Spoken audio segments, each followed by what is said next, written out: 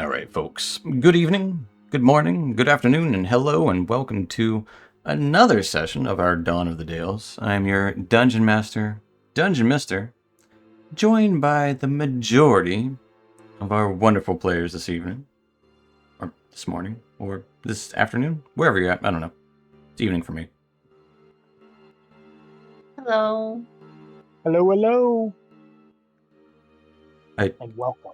I will say I do always get caught up, particularly in this game, because I'm always so used to saying like this evening, and then our Arabella player is not in the evening, so it always throws my brain off. It's like, no, It's good morning here. yeah, exactly. I thought it was afternoon. No, Crazy, and it's also tomorrow. it's mid-morning. Well, our characters are, I don't know what time of day it is. I think it's like midday or something for them. It's uncertain. It's dark out because they've been in this mansion for quite some time. Let's talk about what happened last time in this manse before we get into what's going to happen this time. As Aaron will take a little plop down on the couch, read his Book of Blossoms or something, while the rest of our troop tries to figure out the mystery of this house. So last time, our party continued exploring the shadow-warped Harrow estate, uncovering more evidence of Gunther's desperate and incomplete ritual of separation. After burning through living vines, lashed out with psychic terror, entered a greenhouse haunted by a ghost of Lady Harrow, tending to a small fox spirit shrine. Erebus and Aaron carefully navigated the carnivorous plants and retrieved a jar of green ointment tangled in the vines. While eventually the group pieced together that the ritual required 4 actually emotional true anchors: intent, witness, innocence, and trust, pieces that would represent this. Further exploration revealed a servant's crafting room where Aaron uncovered a mithril chain weave, one component needed for a different craft, and a bunk room haunted by a shadowy figure, scolded Ralorn for knocking. This Dacron discovered a hidden note describing the servant's fear as Gunther spoke to shadows, and the house itself seemed to listen. This seemed to be a clue. Or perhaps one of these anchors, possibly. In the guest room, I believe Dacron was also the one to find a violently scratched out entry in the guest log, an anagram of the Dusk Lord's name.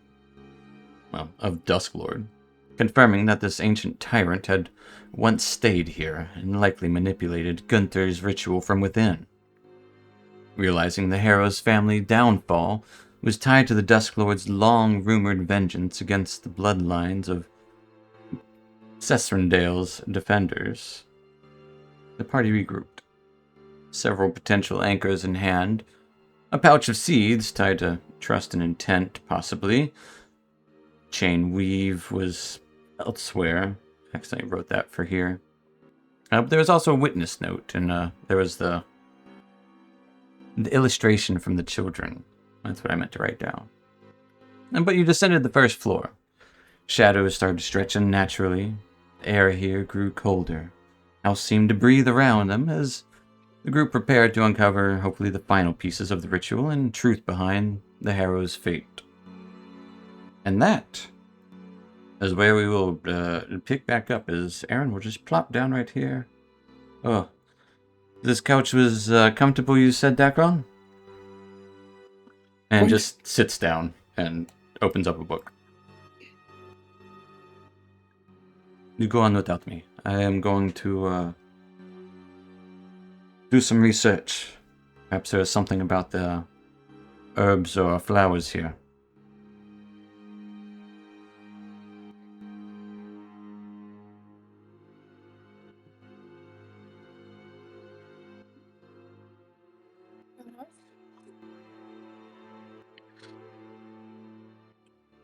Please don't decide to get up and wander off by yourself. And off we go. Where to Let's go? see. Where to go? Came in from the left, so Well, you came in from the north, technically. You came in from here. Yeah. This is must be a door I can't see over there. All right, left or right? Or do we want to go outside? It's quite Well, spooky. maybe. Yeah, That's- let's go to the right or the left and figure out. I guess we'll go to the left as he sees Erebus going towards that direction. Is like, all right, let's go. Two to the left, two to the right. To the left, Erebus is going that way, so Split Let's the go. party. Yeah, as you head left, would open up into a wider hallway, wider than the upstairs halls. You can see an open area to the northwest that actually is a large dining hall, barely lit by faint candles, burning that same green teal glow. Spider webs covering the majority of this. Looks like old dried wine bottles on some cabinets. A tea set, perfectly placed, as well as a basket of grapes lying near the center of the table. There's a door to the south, and a exterior door leading outward. Another table with, looks to be floral arrangements in here.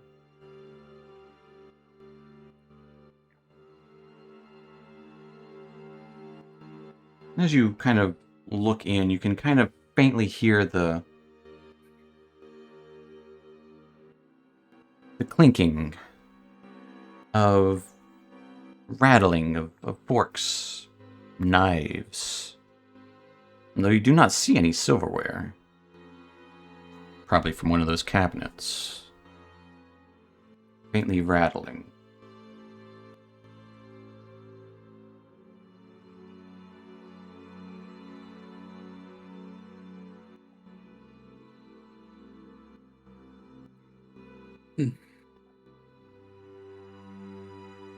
I'm going to kind of position myself back, not too far away from it, but like if somebody was to open it, I'd be like prepared to, well, I guess, yeah, I guess to like, I don't want to say dodge, but to react to whatever's coming out. Yeah, you're keeping an eye out. Yeah, I gotcha.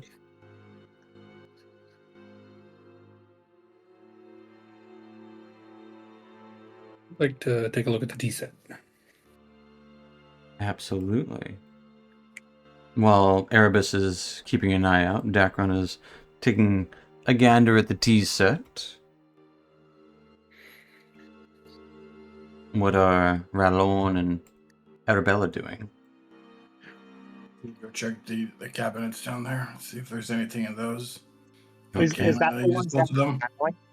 That is where you would hear that rattling coming from, yes. So yeah, that's where I wanted to be, like a couple feet away to, if somebody opens it or whatever, to react to it. And what is Arabella doing?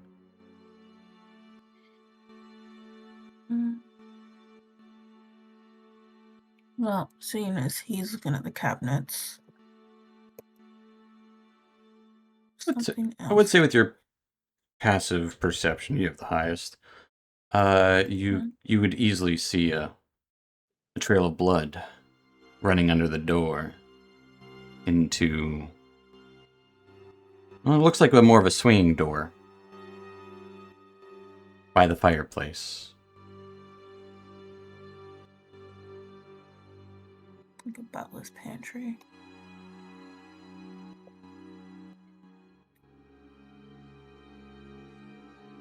Would I be able to press my ear to the door and see if I hear anything? Absolutely, you will. So, Arabella perception. Dacron, give me a medicine check.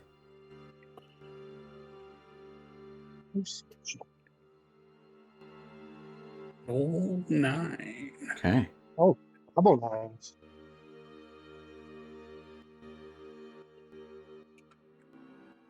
So, perception check for 13. checking No. Ralorn, I would like a dexterity saving throw. dexterity saving throw. Okay. Yes, please. 16. Okay. Erebus, I would also like a dexterity saving throw. Nope. 14. Erebus, you take 4 points of damage as cutlery flies towards you as Ralorn just kind of slides to the side real quick. Dang. As he opens up the cabinet and cutlery just goes flying out towards you. You were ready, but he slid out of the way. Sure. As the cutlery clatters to the ground, forks, knives, spoons, it's a whole nice set of, well, what was once nice and seems bent, broken, stained. Odd red coloration. Dacron, the tea set, is an ornate tea set. There are several chips in many of the cups. It's as if they've been put back here after having been broken. You can tell that if disturbed, they will probably break again. The tea kettle itself is probably fine, but most of the cups are in a broken state, and they've been carefully placed to where they will probably break upon any movement. But someone put them back. Careful not to mess with those. At least not yet. And Arabella. With a 13.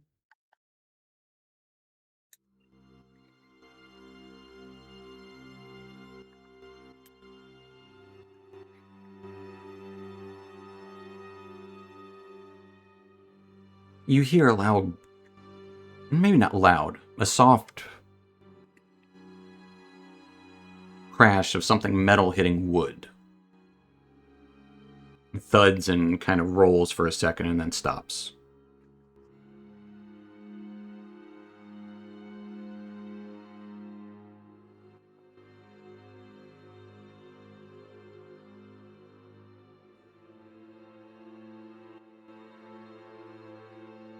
Okay.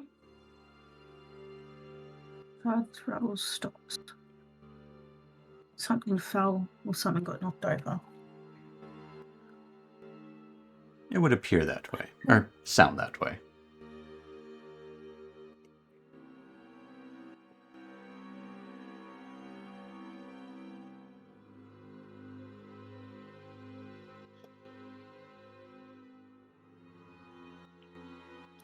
Can I open the door?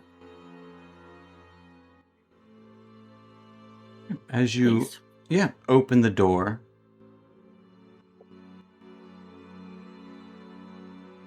you can faintly see what looks to be a shadow, a figure.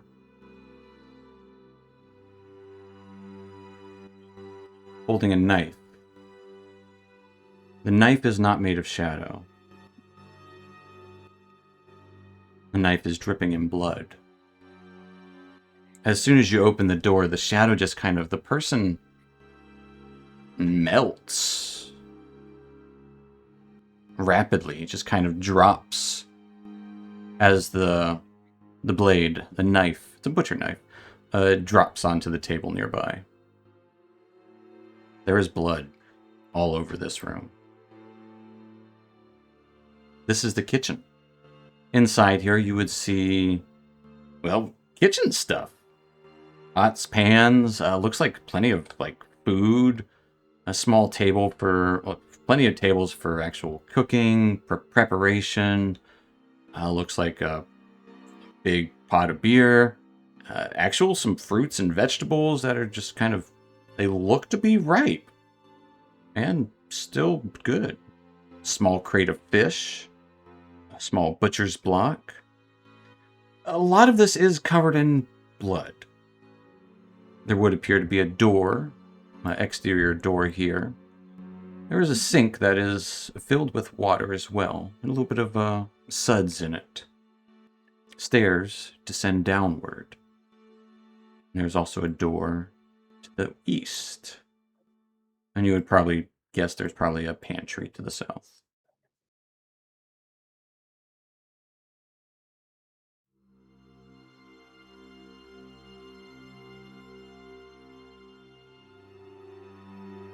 Are there any bodies from the do I know what was bleeding? I know what was bleeding, but is there evidence of what was bleeding? Give me a medicine check. Okay. Not my greatest, but we'll try. 17. Okay, with a 17. Looking around this blood, it appears fresh. There's no evidence of a body up here, but you do see the blood goes in two different directions. Out eastward. Looks like it slides into the door there, but it also seems to trail down the stairs.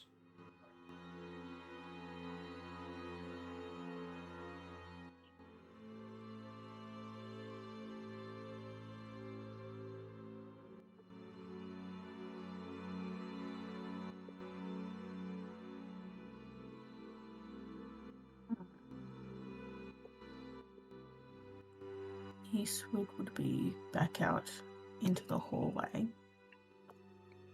down the stairs into the wine cellar.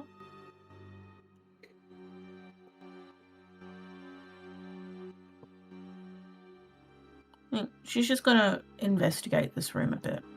Okay. The fact that all this food is, you said it was still somewhat fresh. It looks perfectly usable, other than the little bit of blood that's splattered around. It looks, yeah. There's a wheel of cheese that looks... It's got some holes in it, like, well, I mean, it's the kind of cheese that would have holes.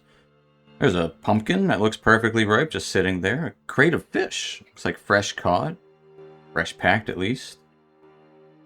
Yeah, little jars of spices here and there. And yeah, herbs hanging in one corner. Yeah, it looks like someone was about to probably prepare a meal. Some bread looks like it was freshly sliced on another table. Albeit now covered in blood. There would be webs in here as well.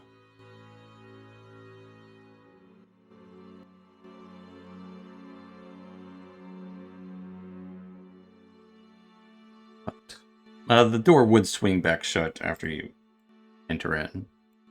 One of those swingy doors that shuts on its own. Going back to the other guys, what are you up to?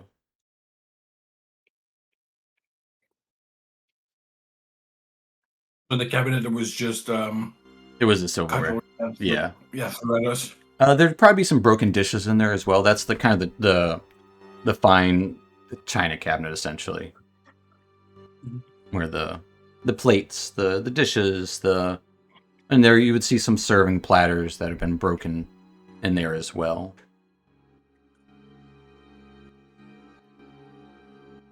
But it would be the majority of the silverware and cutlery was launched towards you.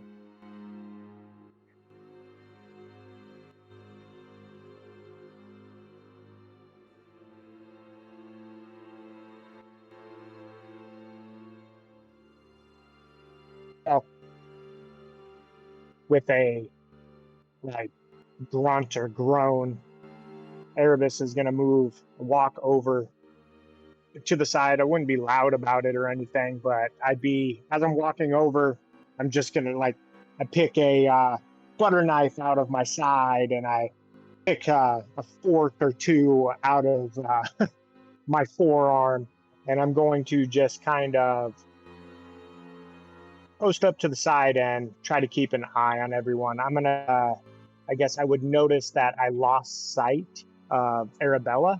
You would have seen her go through the southern door. She wasn't being Well, sneaky no, about I'm it. just saying, right. Like, I don't know where she's at, and I just want to keep tabs on Well, if I'm everybody's saying you know where she went. It's not. It wasn't. She wasn't hiding it. You were right there, like 10 feet away from her. Yes. Yeah. But I'm just gonna post up and kind of watch. All right.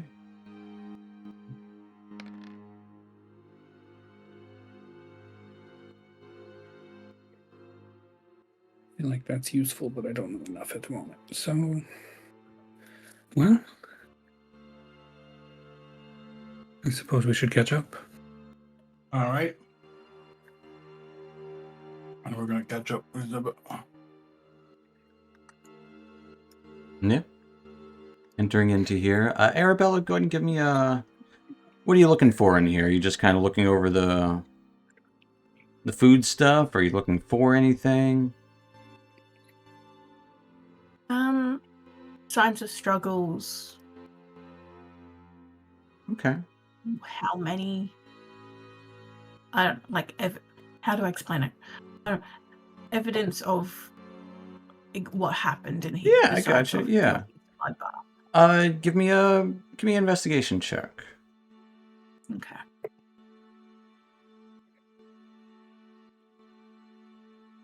$22. Yeah, with a 22, there's no signs of a struggle. There's nothing is broken in here. Nothing is clattered.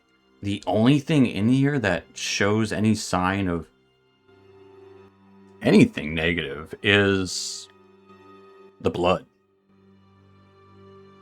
And just a little bit on that one knife. Be the bread knife. And spider webs. But there's not...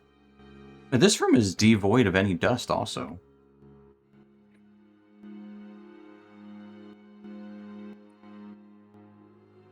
I would also say with a 22, all the food in here is fake.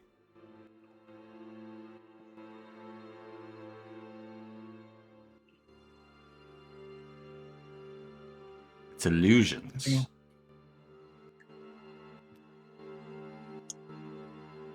Find anything interesting, Arabella?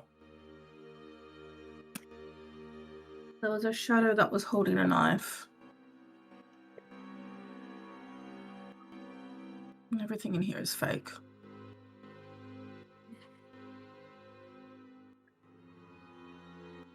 Seems like the place has been emptied, honestly.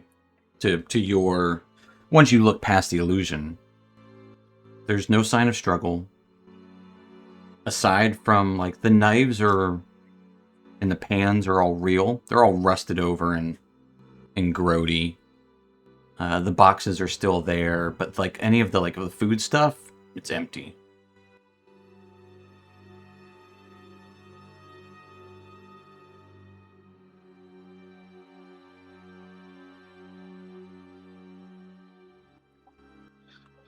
There's also a blood trail outside into the hallway and then another one into the cellar. But yeah, it's... Despite what it looks like, it's empty in here. Besides the pans. The knives are the only things that are real.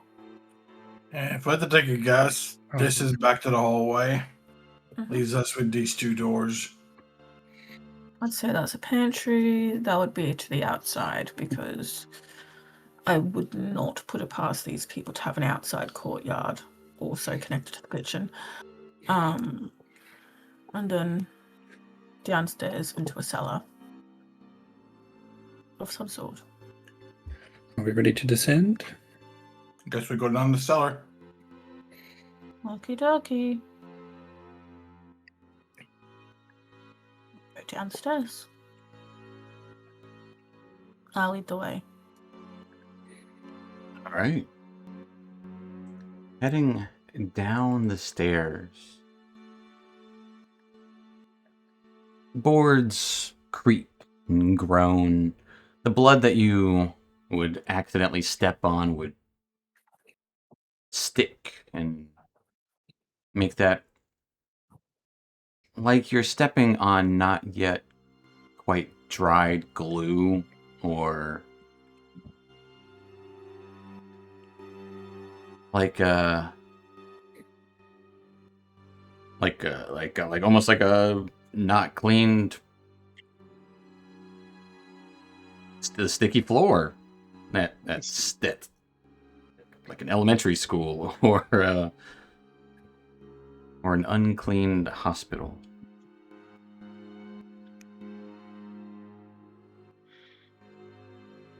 You would start to hear this echo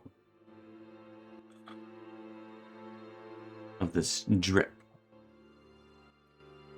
And then you would start to see this little bit of pink light flitting about.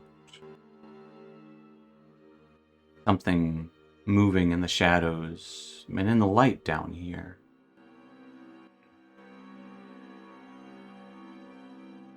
You feel everything start to get colder. And colder still. What is the order of operations? Arabella, Erebus, or Arabella, Rallorn, Erebus, Dacron, like that? Works for me. Yep. Yeah. Okay. I'm gonna move you. Bear with me.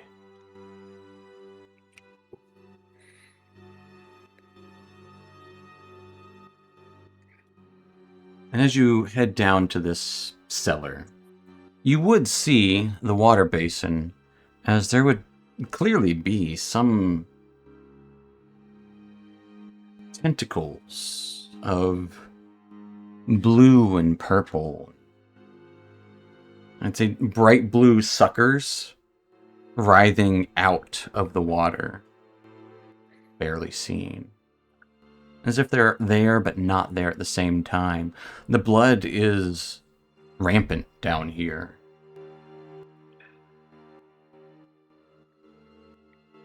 Can I see like how big of an area the suckers are? Are they coming from like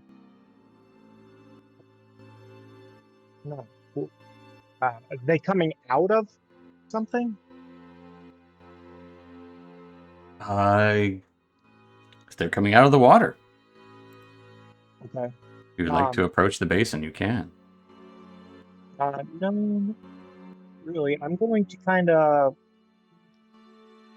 turn back to the group and like quietly like gather everybody in, like a huddle or whatever. And I'll say,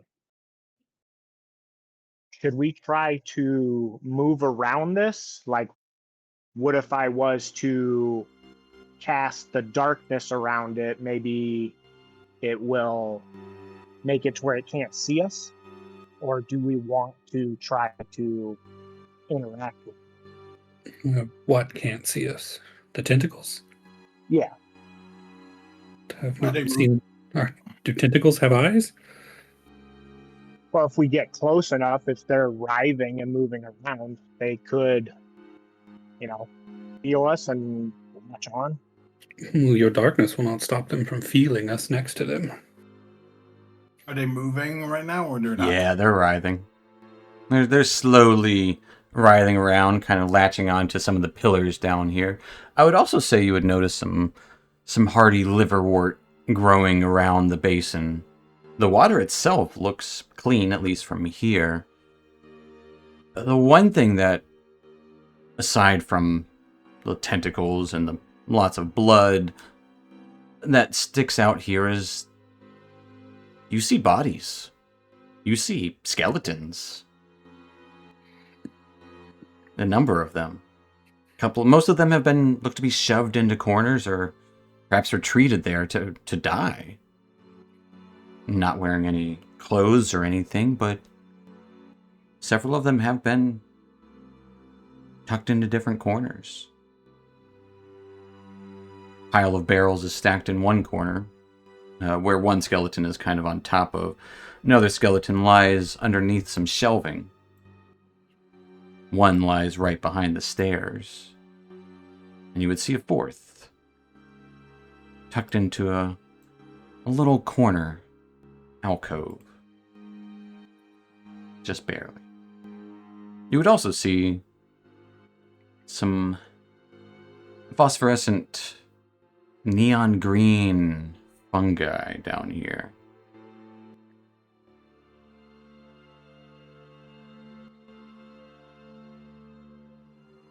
So before we move out, I would like just some sort of game.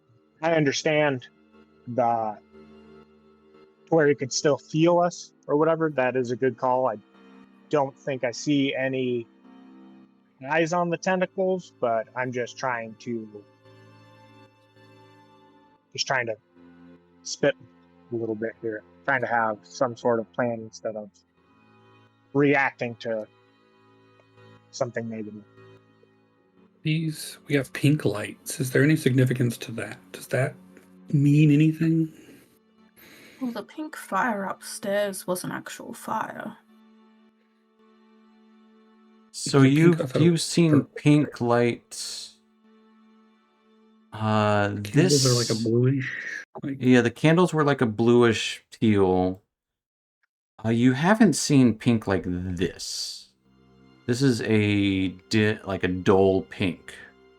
The flames are almost, I would say, very much like the tentacles that seem like they're there but not there. The flames in these sconces or candle holders would seem as if it's there but not there at the same time. So it's giving off light, but it's like it's pale, not really there, but it is there. It's still giving off the light, but you can clearly tell that it's not real flame. But it is different, clearly.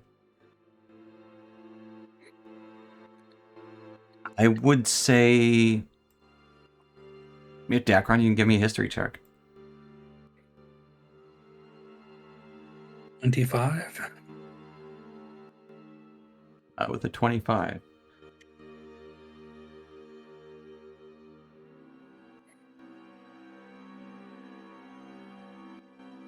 The pink rose was supposedly the Dusk Lord's favorite flower. That only bloomed at dusk.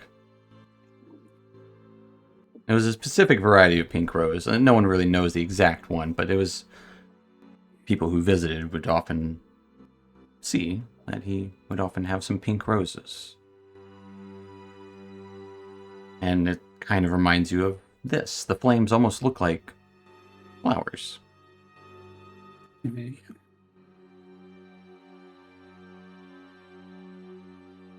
This room is connected to him. 4 bodies tucked in various areas, but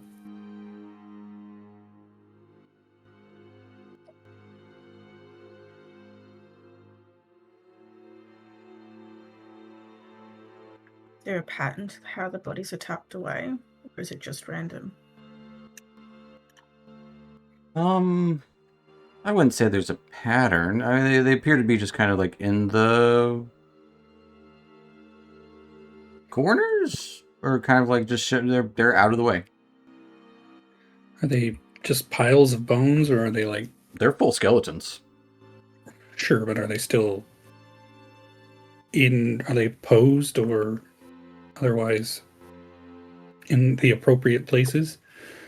So yeah, this one looks like it is laying across the barrels as if it would die that way, or someone rested it across there.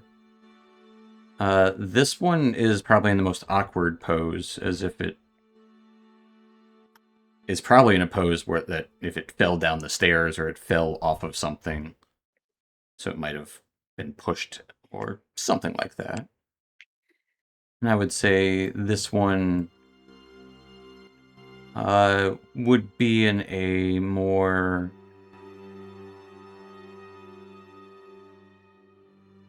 typical, I would say, like falling on your face kind of pose. And the one in the corner over here seems to be in a cowering kind of pose in the corner. Definitely kind of curled up in the corner. Can I scan the environment and I'm trying to see if maybe possibly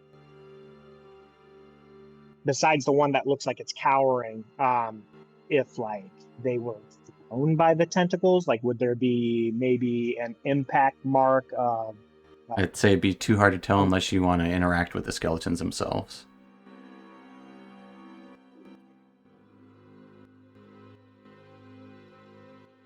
I've given you all I can give you unless you want to interact with things. I'm do we want to have a game plan or do we want to just go down? These Game all plan. appear to be Don't go near adult the water. skeletons. I'm sorry, I couldn't quite understand. There was the two. Sorry. No, you're good. What'd you say, Arabelle? Don't go near the water.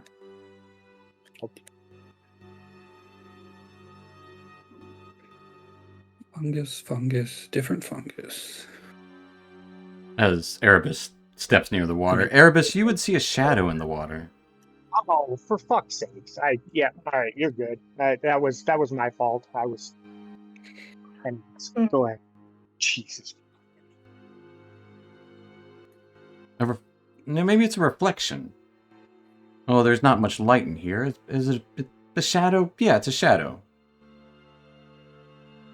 Your shadow? No, it's not your shadow. It's a reflection-ish shadow.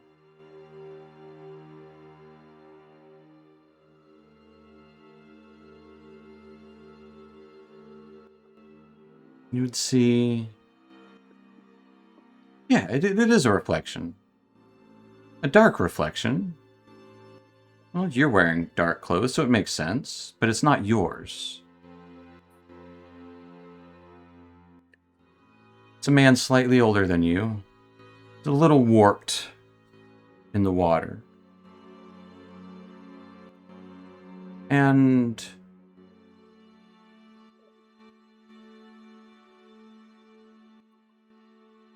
you can tell easily that he has a concerned and terrified look on his face.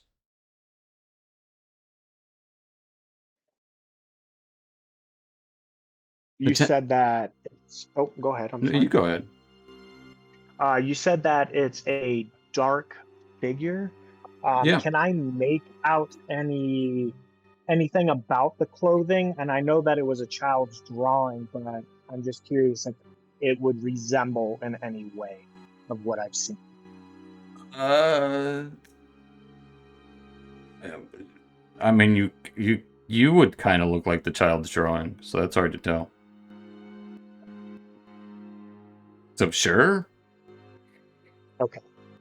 The tentacles do still writhe, and as you kind of start looking, the reflection would dissipate, and you would see a blinking eye under the water, staring right at you. I guess I would kind of almost gasp and take like maybe half of a step back, but at the same time, I am. The tentacles, as you kind of take half a step back, the tentacles kind of reach out towards you, ever so loosely, just reaching. But not in like a threatening way, kind of like slow and. Give me an Kind insight of. check.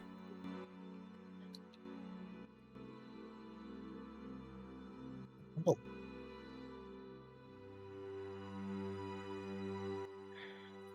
No, yeah, they're threatening you. Oh, they are. Okay. Well, then I am going to take a couple of steps back, and I'm kind of expecting. I would like to prepare a dodge just in case a tentacle or two can. They never quite reach you, but they keep reaching out.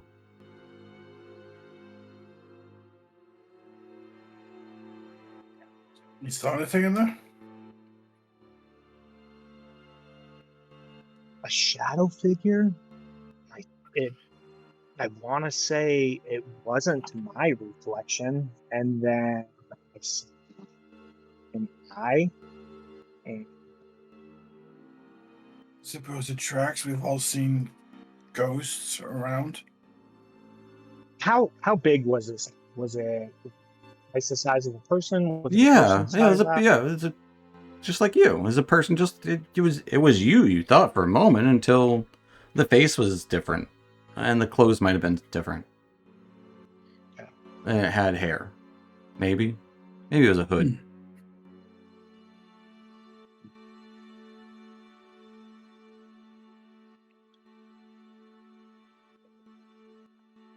I get an ominous feeling from it. But I also feel like we can get answers from it at the same time.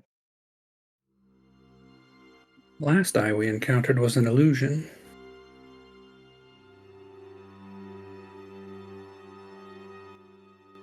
I guess I can't say for sure. Would I get the feeling that it was real? I mean, it wanted to touch me.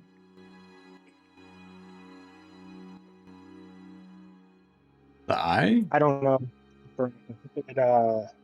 I was looking at you. I don't know. No, I meant the tentacle. They were reaching for you. I don't know. Dacron, it felt real from what I could gauge. At least there's something As down what there. illusion stood. Something happened down here. But they just left the bodies where they were.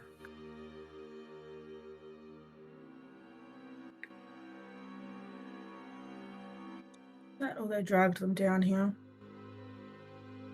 I mean, it would explain the blood trails. Mm.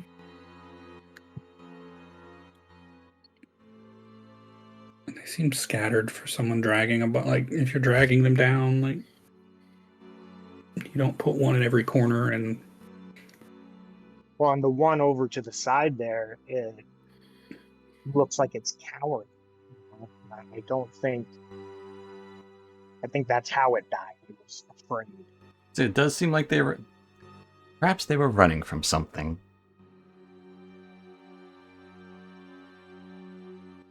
And then they encountered a giant tentacle monster that killed them. possible. Did we get rid of this tentacle monster? Mm-hmm. Eventually, probably. Right now, it's not threatening anything. Might I investigate one of the bodies? Sure, which one?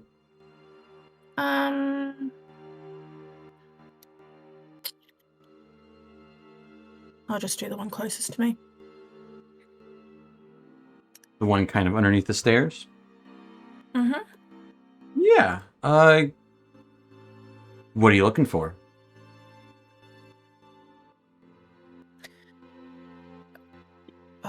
Now it's a matter of what TJ knows versus what Arabella would know.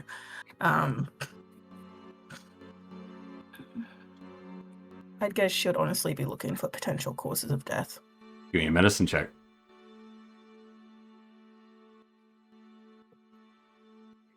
Okay. Dirty 20? Yeah. The bones themselves seem brittle. Not broken in the way that like blunt force trauma or someone broke these bones because they're so strong. Like the bones themselves have been, the marrow had been stripped of them.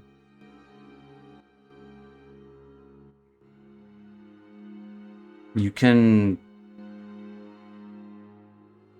see it's with a 20 in different places small puncture wounds. Small. It goes to bone, so it wouldn't be a lot, but the key thing would be the marrow had been stripped and the bones had become brittle. They had been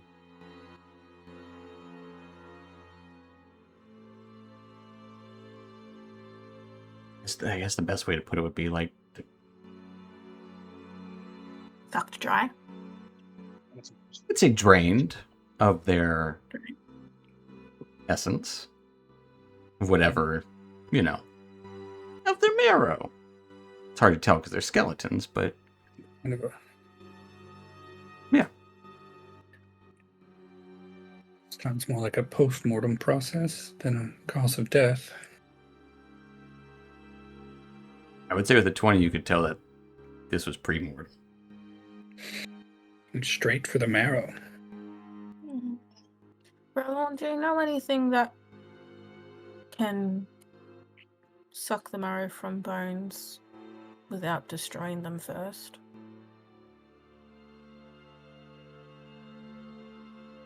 I've never heard of anything like that, I don't think. Next year, I haven't heard any creatures that I've encountered that can do that.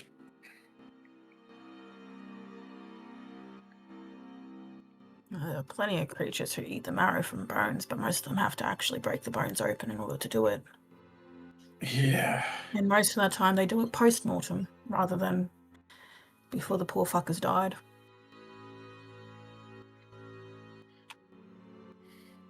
Unless it's So a I type say- of necrotic process. Tentacles. Whatever is in that pool over there probably needs to be destroyed. We can do that.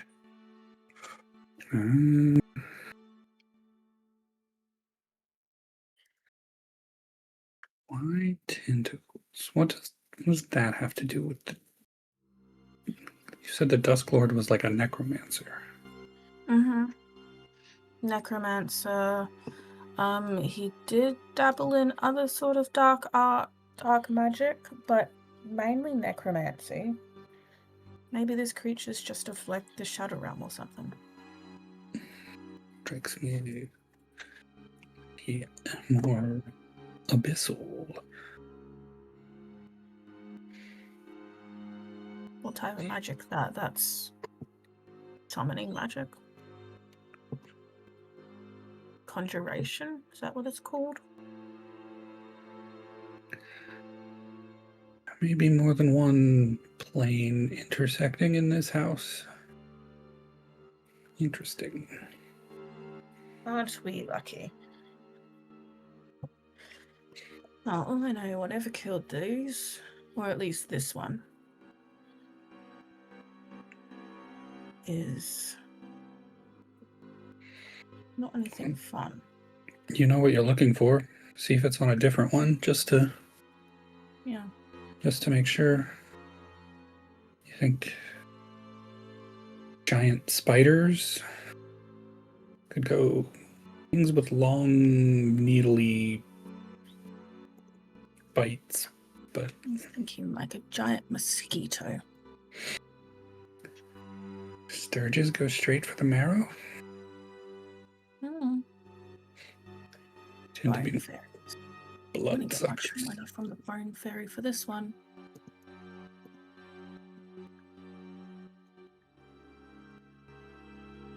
I'll have a look at the one up in the east corner as Okay. well, and check for similar signs. Yeah. Give me a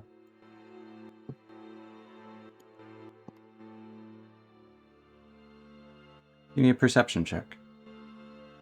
Okay.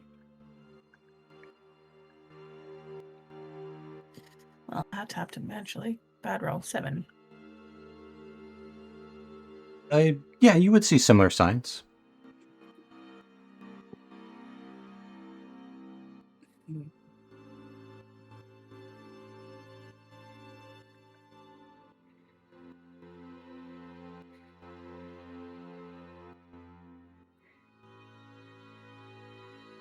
I'd like to walk over to this light here that's in front of me.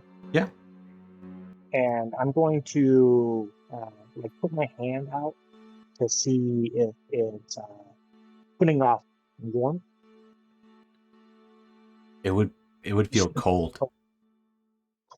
And you said that it resembles a flower. Is Yeah. that the The flame of Okay. it resembles a flower, and it would feel cold as you put your hand closer to it.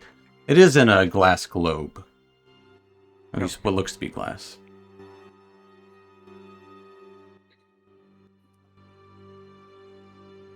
Dacker? You come over here? Like I'll look over my shoulder. Yep. Could you maybe take a look at this? Can you deduce any magical properties? Just outright touch it. As I get closer to it, it feels cold. That is significant for the Dusk Lord, who is in the shadows. So perhaps It keeps him that way. Well, no, I think it was just what brought him here, maybe. So if we destroy these, do you think it will? I think it's too late for that. These are just byproducts, things that remain.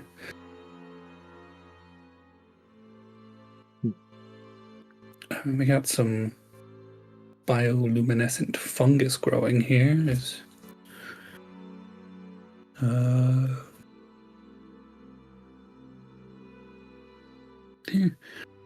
Is it a naturally occurring fungus, or should I say I don't know, whatever you would call them, material plane, prime plane? Give me a nature check. Can I help him Go. with looking at the fungi? You can roll your own, since he already rolled. Sure.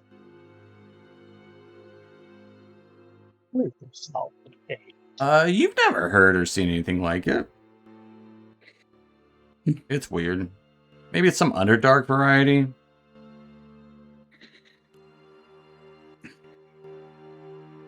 Wonder how it got here. So, aberrations in the Underdark. Tracked it in.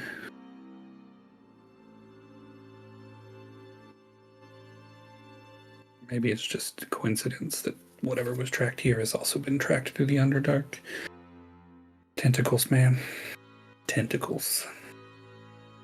I'll kind of stand up and clean my hands off from crouching down and looking at that. And I'm gonna turn my attention back to that lamp. Does it look like it's how is it attached to the wall? Like a sconce would be, like a metal bracket. Would it look like I could detach it to hold it in a hand?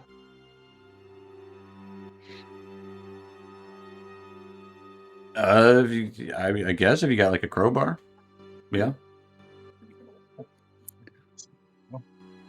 Came with my sports. Like some sort of like smith tools.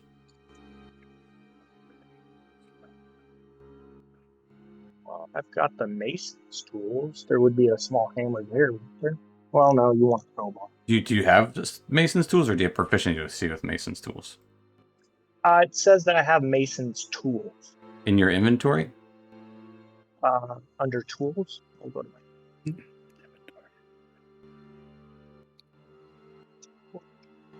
I believe you just have the calligraphers in your inventory. calligraphers. So consistent. Well, but I would say, like, if you did have like a hammer, you could knock it off. Sure, probably break the glass with a hammer. Should I maybe use like some finesse in a punch, kind of like Bruce Lee's that 1 inch punch. You know, I It's put my hand up real quick. I would say with that kind of you're gonna break it. Like you're gonna break the like glass. Like the glass dome is like over the majority of it. Yeah, I'm not trying to. You could probably actually take the glass dome off. It'd be removable. Yeah. It'd be silly for it not to be. Yeah, you could remove the glass dome if you wanted. But no, you cannot use finesse to remove a sconce. No. I'm gonna look over at Ralorn. Hey, Ralorn, do you think you could pry this off the wall with like a sword or something? He picks out his crowbar. Got this. That works If you best. really want me to, I can do it.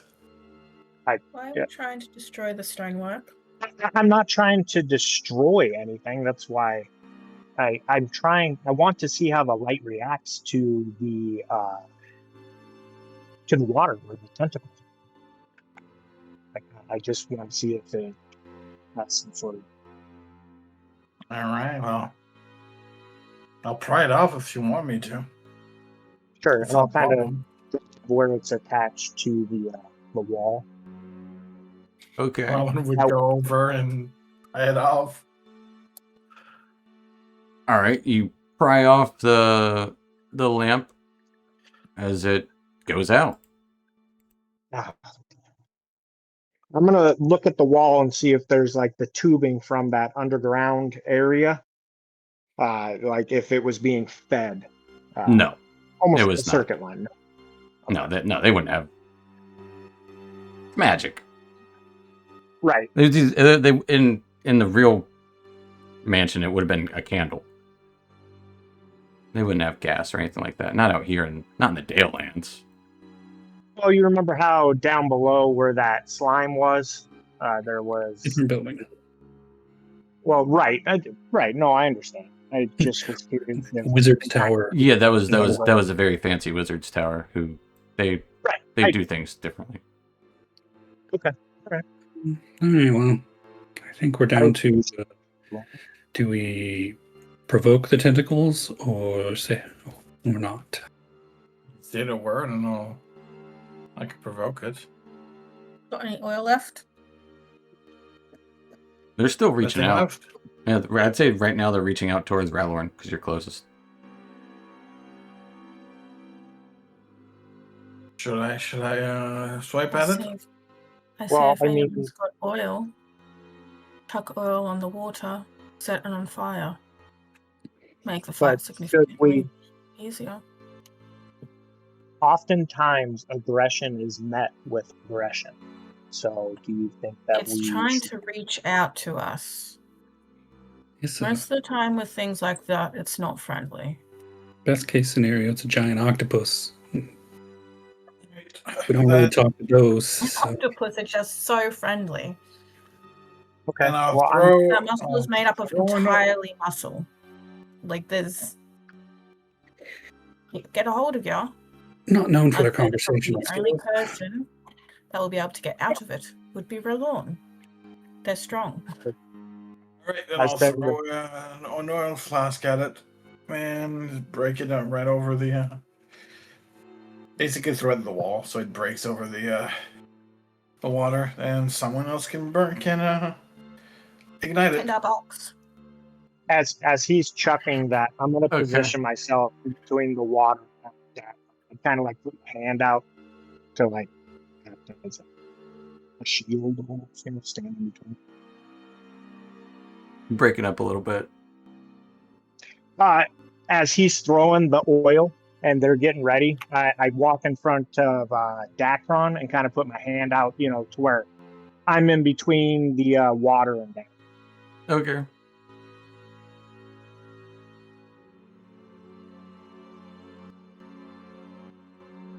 There is oil in the water now.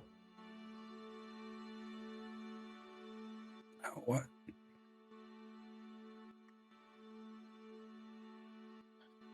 Use a tinderbox to set it alight. So who's going to go stand next to the water so we can do that? It's not. Yeah, it's not matches. No, but it's like It's like if you Flint, have, you know? not if you have Flint, a. and Flint. You need all you need is a spark in order to create fire. Right, we gotta go up there and like. You don't have something magical to ignite it, Darkron? Nope, I don't do fire. He does light. Fucking Aaron. Moonlight. All right, then. Roland's gonna move forward and use his tinderbox to Tentacles ignite reach the reach oil. out towards you. You would see the eye looking at you as well. He uses tinderbox to ignite the oil on the water. Okay. Yeah, as you do, the tentacles start to dissolve.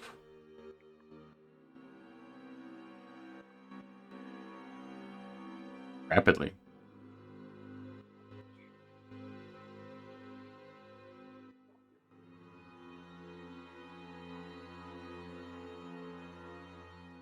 The eye under the water persists.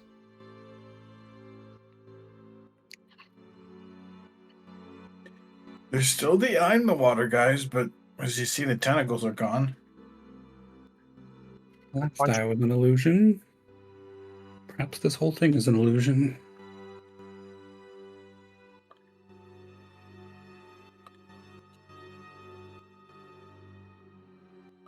Well, there's still this eye. I tried to throw I'm not something getting at in it. the flaming water. I'm not getting in the water, but I can throw a javelin at it. See Yeah, it's see under if the do water, anything. for sure. Is it appeared to be deep or not so much? It's a cistern, so it's probably like 15 feet deep. Maybe 20. All right. We're gonna try to throw a javelin at the eye, see what happens.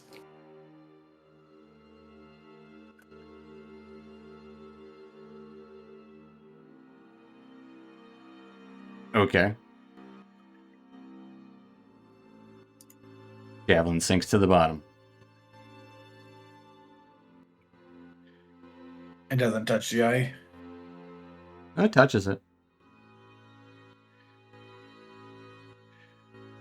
As you do that, you would hear sound of wood rolling against the stone floor.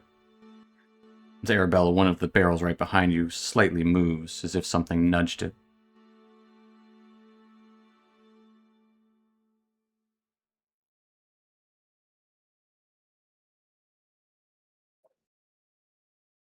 Arabella would whip around.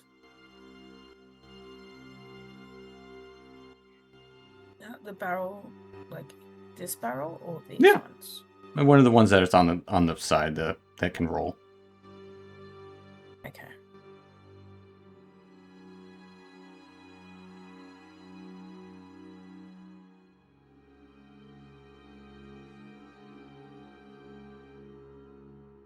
Arabella's gonna crouch down.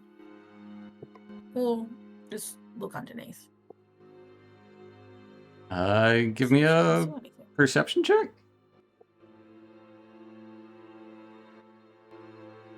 Description. 14. The 14. You can kind of barely in the now darkness here see looks to be some marks against the wall behind the barrels.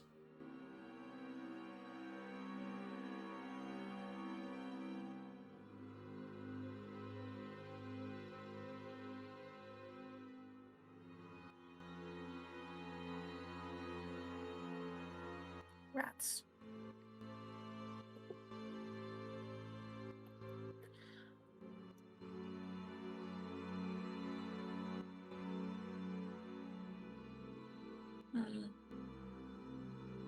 Probably nothing particularly worth noting.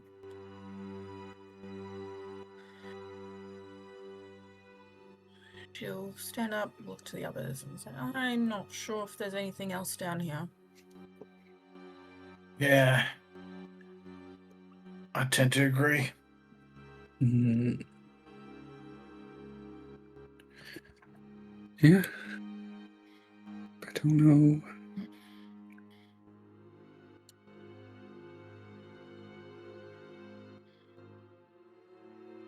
Perhaps that'll make sense later.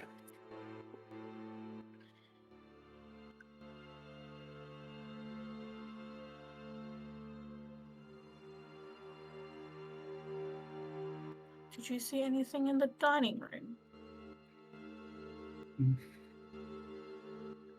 It's still set up, but nothing.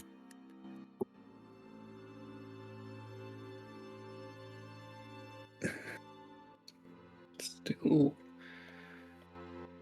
presented. Didn't look like the place where anything nefarious happened, but Can't say the same for the kitchen.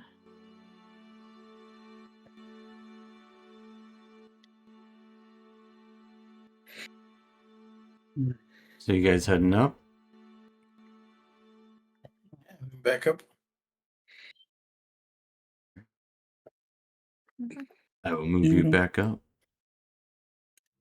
Everyone roll me a d20.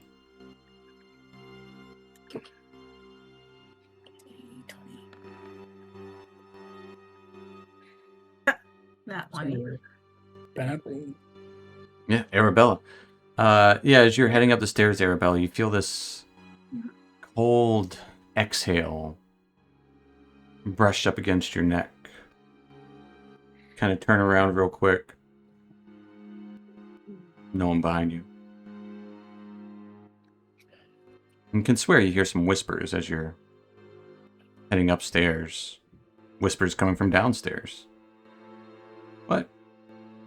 You know there was no one down there. You were just there.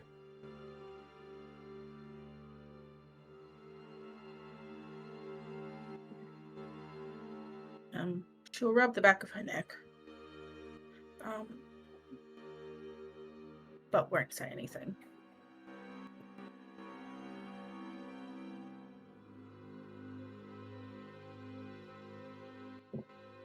Back into the bloody kitchen.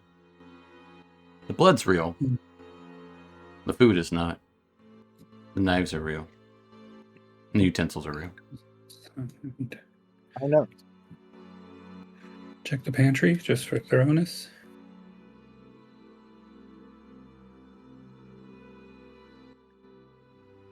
We'll say the pantry is empty. Plenty of cobwebs and spiderwebs in there, as probably housed several spiders recently. But for some reason does not house them any longer.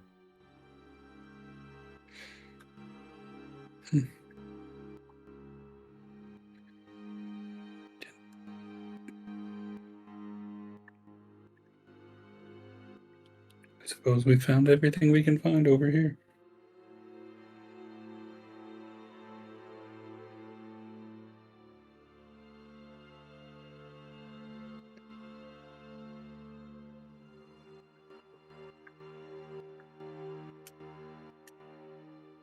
Arabella, that door does indeed lead back out into the hallway, where you would see a door leading to an exterior.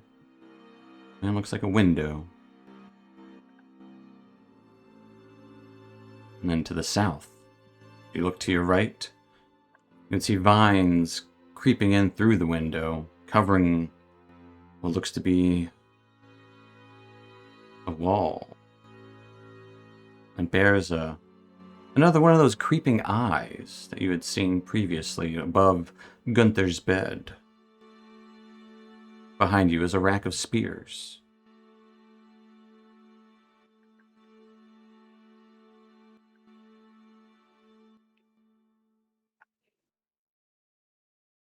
I do not like this hallway being watched bullshit.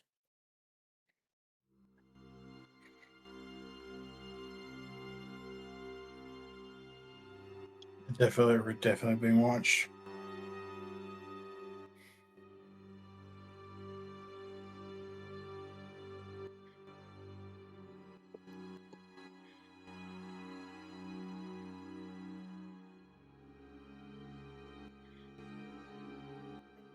Where you guys headed? Guess we check the other side of the house. See if there's any more questions over there. Well, we Outside got or leading to outside. Before got you, more doors down the corridor on this side, I believe. 2 of them we know what it is. I believe there was more doors on the other side. as This one that leads into the kitchen, that one that goes outside? There's one down there. Yeah. Probably outside, yeah. Yes, outside to the... So we're gonna go outside, or we want to check the other side first, and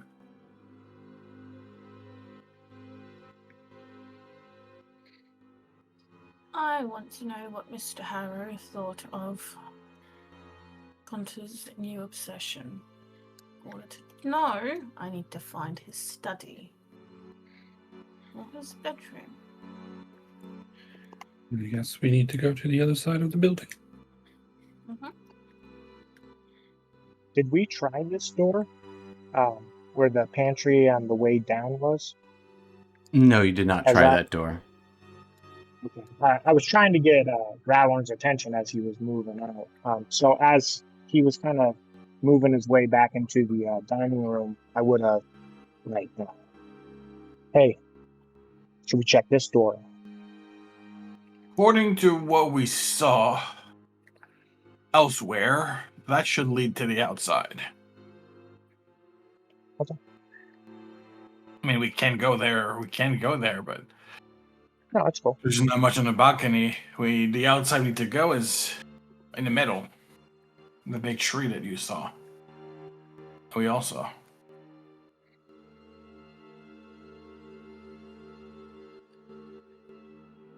We'll say Well, we're definitely have to. when you approached the house, there was a big wraparound porch.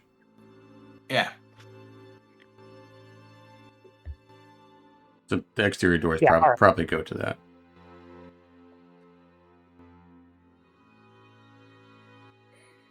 Take from that what you will. I think that my curiosity would bug me if I didn't at least treat the door open a little bit. I mean, Rollins not going to stop you from board opening it. No, I was just trying to get you to go with me, but it's totally cool. I'm gonna go up to the door and like slowly push it open. Okay. As you push it open, you would see a massive creeping vine that reaches out to grab you. Give me a dexterity save.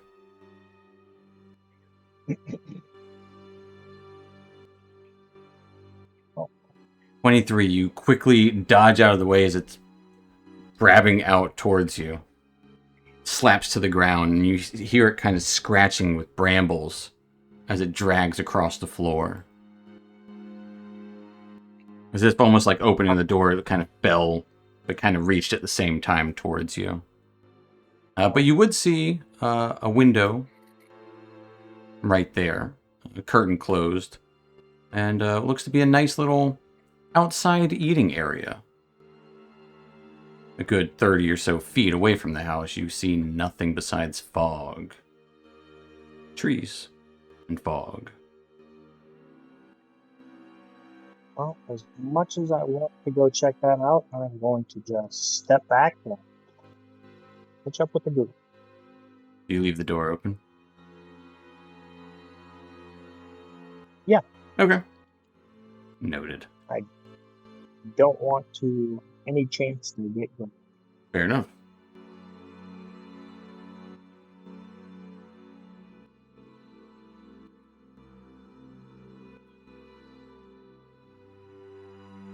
As you all head eastward on the northern side of the house, you would come to a very similar hallway. You can easily tell that the hallway opens up on the southern end, but there would be a few doors throughout it. A couple of doors, rather.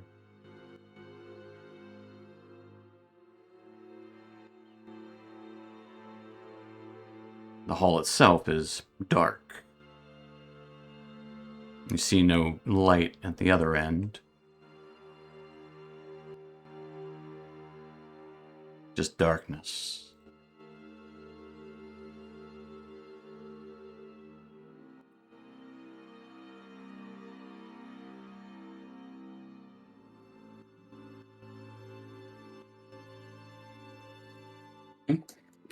Start at the top.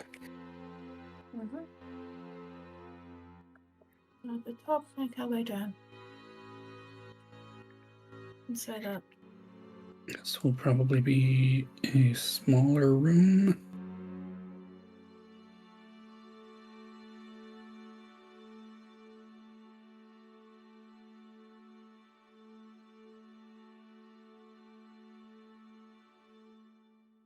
Yeah. Opening up the Most northern. northern door leads to what looks to be a large study. A nice table in the center of the room, 4 chairs at it. A couple of other side tables here and there. A couch covered in cobwebs lies in one corner. An exterior door to the east, and a row of books line the southern and southwestern wall. You would also take note of a stag's head with eerie antlers and glowing red eyes peering outwards. More glowing green candles as well.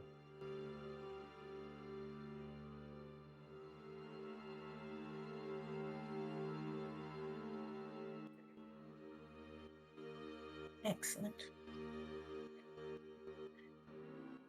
That's what I wanted.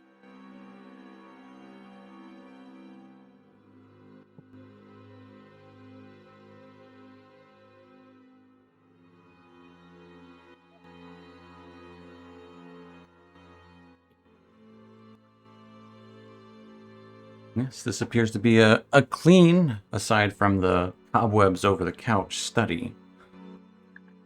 Only a couple of shelves of books. They are full.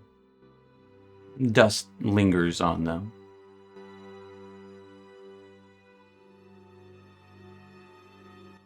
I would like to look through the books, please. Absolutely. Anything you're looking for in particular?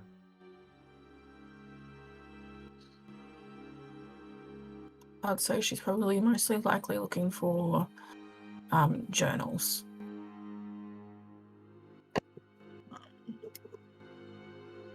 Probably notebooks rather than books.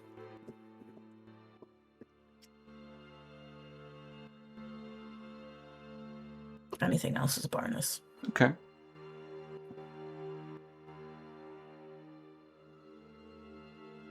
Yeah, give me an investigation check. While Arabella's doing this, what's everyone else doing during this length of time? Nice. Nat 20. We'll go investigate this cobweb-covered couch Okay. and coffee table. See what's going on over here.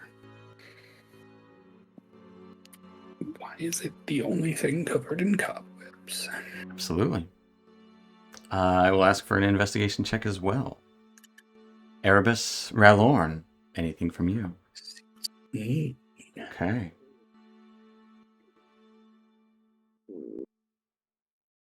I'd like to pull back just a little bit, like you're seeing what the neighbors are up to, this curtain to get a look around. I kind of want to see if there's any more of those vines up top, or not vines up top, but just getting Outside? a lay of what. You do not see any vines on this side of the house, no. As you kind of pull the curtains aside, what you would see is looks to be a person walking outside, just faintly for a brief moment, walking eastward.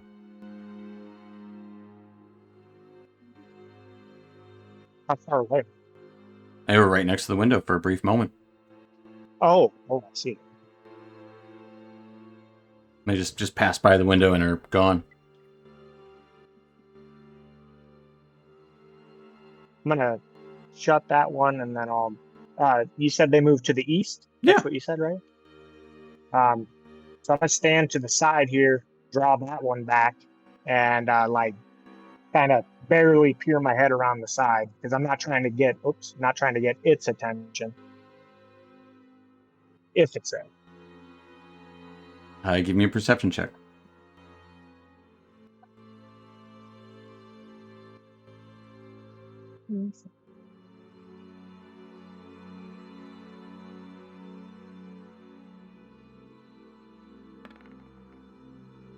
With a 13. And Valorn, anything from you as you see Erebus peeking through curtains? All right. Right now he's gonna stay there, and if anything, if a spider or anything comes from the Okay. other end of the Just watching Aaron corridor. read. and making sure Aaron's safe too. Yeah. Okay. Fair enough. So, Arabella.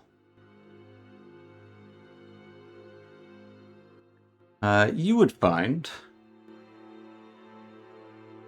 one book in particular stands out.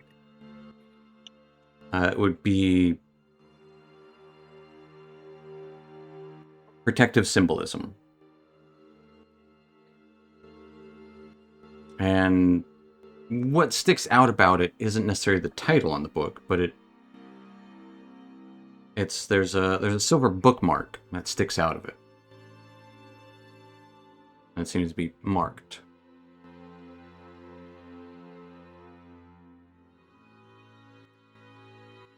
And out of all the books, it's the only one with a bookmark in it.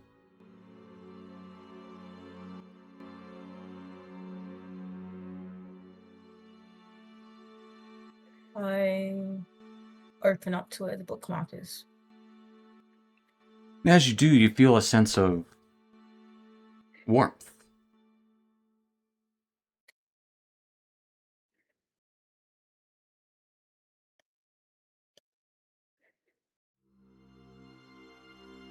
And the warmth is coming from the actual bookmark itself. The bookmark is shaped like a fox's tail. It's actually shaped like two fox's tails. Twin tails. Twin-tailed fox.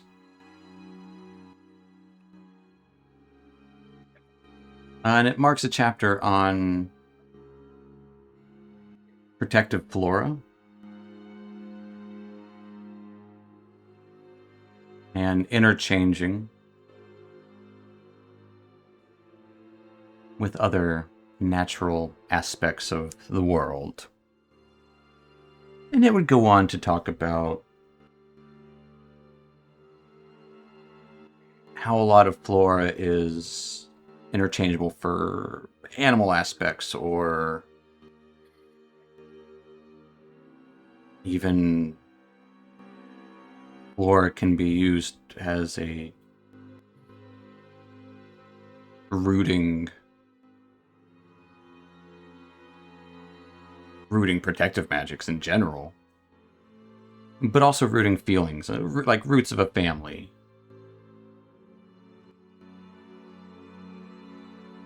And it seems like this is probably a chapter that's been opened to many times.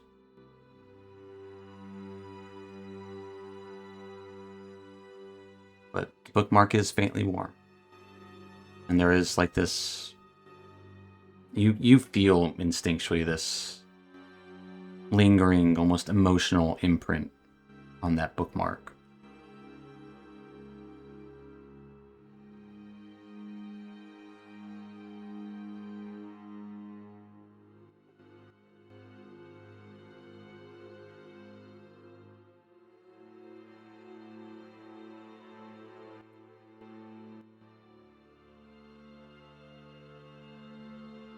Background. Underneath some of the cobwebs, you would spot a faint slip of paper. A torn page.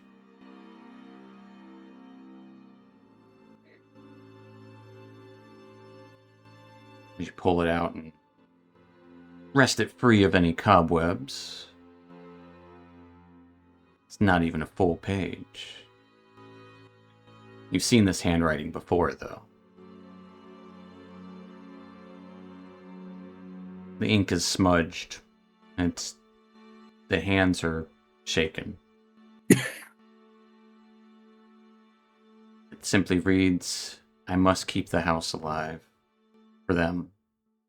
If it remembers, they are not gone.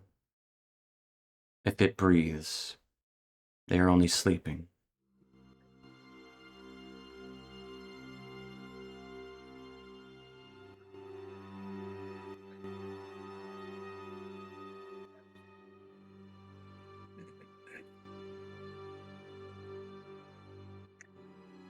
So give me an insight check, too.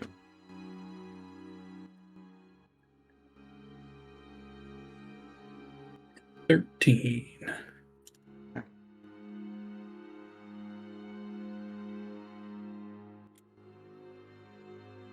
Definitely smudgy ink.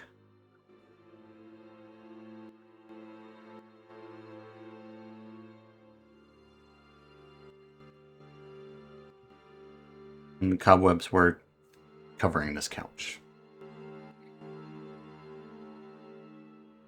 In Erebus, you lose sight of the guy. Or person. Might not have been a guy.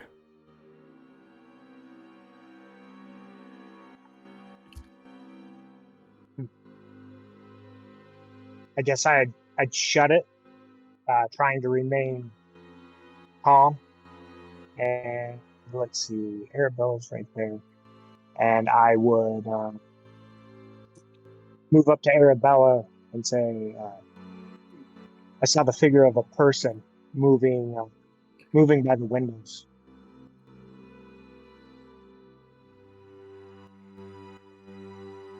Yeah, I saw that when you first got here.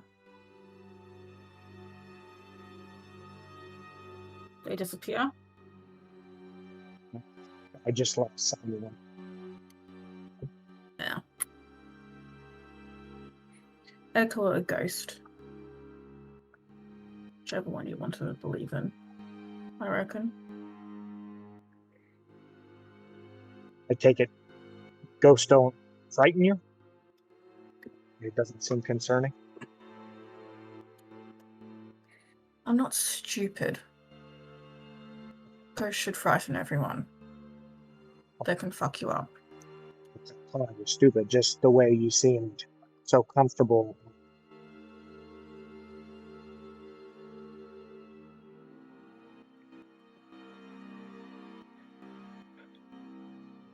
It's not comfort.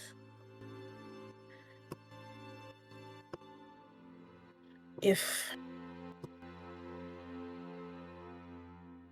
it's just a job. If one shows their anxieties or fears, that will emulate onto the others around them. And if we're all fucking frightened and fear and anxious, then we're not going to get anything done. It's called compartmentalization. That wasn't my intention, but No, I'm not I saying it will. was your intention. I'm just explaining the process. I will keep more to myself. And I'll just kind of move back.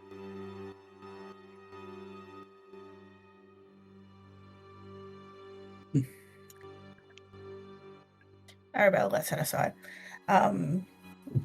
She will take the bookmark from the book. And honestly, she'll probably keep the book on hand just in case as well. But Okay.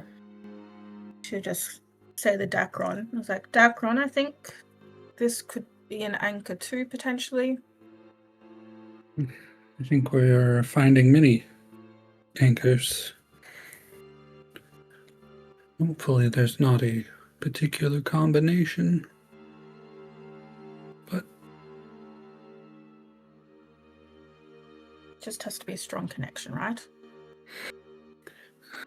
connection to what? Or to who? Something. I feel like legitimate warmth from this bookmark. I think potentially magical. Don't know.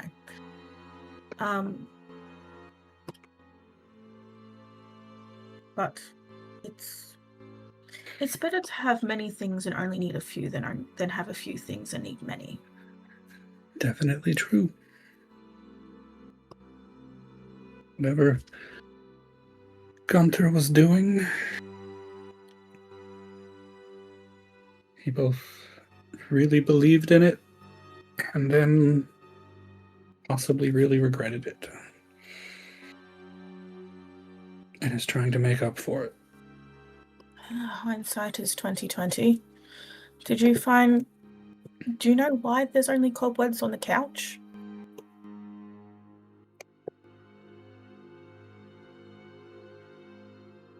It's also where the only lights are.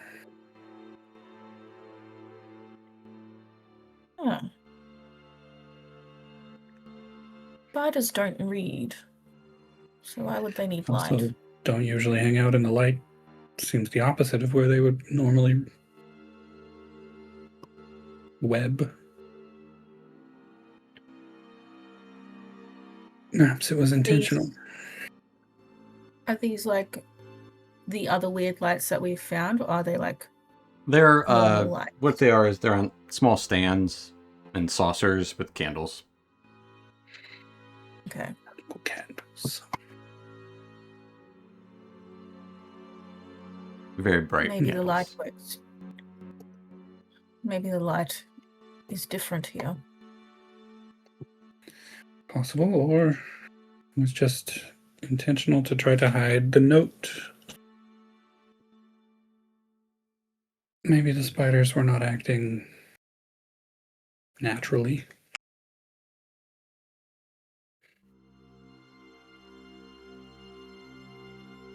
The note? Yes, for after I assume once Gunther realized what he'd done, he's still trying to keep this place alive. That's why the dining room is still presentable. Everything has been put back. So Perhaps he's the reason the bodies are downstairs. maybe. He's keeping this place at least guest ready. It doesn't explain where he is, or how they died, or what killed them, but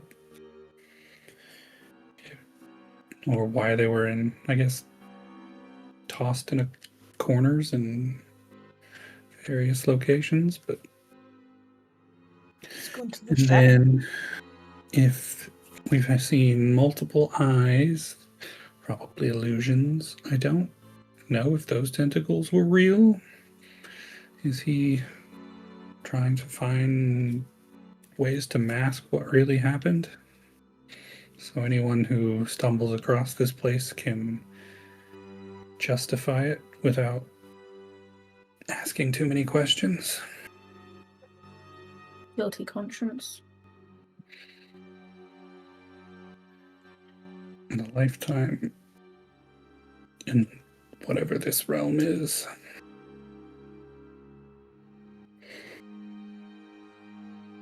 I wonder how much of his mind is still his.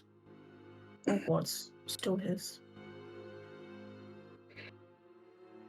Don't even Because I know assume the big specifics. family portrait. I assume the scratched out figure is himself. Ooh, perhaps. No, we've determined that. Never mind. Had a thought, but no. Yes, he's probably trying to, well, he's trying really hard to preserve what was. You usually don't remove yourself from that. Though, if he's been here long enough, he's could have had a change of heart or been driven completely mad. Well, if you had echoes of your employers, is that what you'd call them? The family that you were obviously very attached to, of their ghosts constantly repeating certain things that I mean, if I know it would send any regular person nutty to be trapped in the past. It's ironic.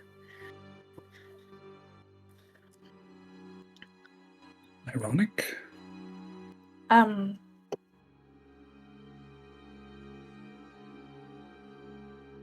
Doesn't really matter, I guess. Do you assume the bedroom would be through that door then? If this is the... This is the study with access from the main room. 1, 2 doors on the other side. Could be. I think there are 2 doors into the main.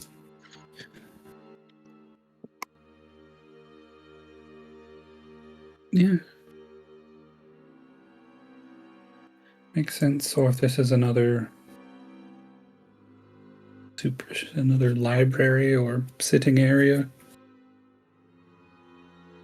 It seems too large for one room, but not large enough for a master and another room. So I guess there's only one way to find out. I will open the door unless it kills me. I'll say before you do that, Ralorn, while you're waiting, you would hear a single key note from a piano heard from down the hall, followed by a short, cool breeze blowing from southward towards you. Enough to rustle your hair and cause the hair on the back of your neck to stand up. Faintly. He's That's all. definitely gonna keep his attention down there since that. Yeah. And as Dacron is about to open the second door, this other door, that's where we're going to take a little 5-2 minute break, is what's behind door number 27. Right. We'll find out. So, yeah, we'll take our 5-10 and see you guys here in a few.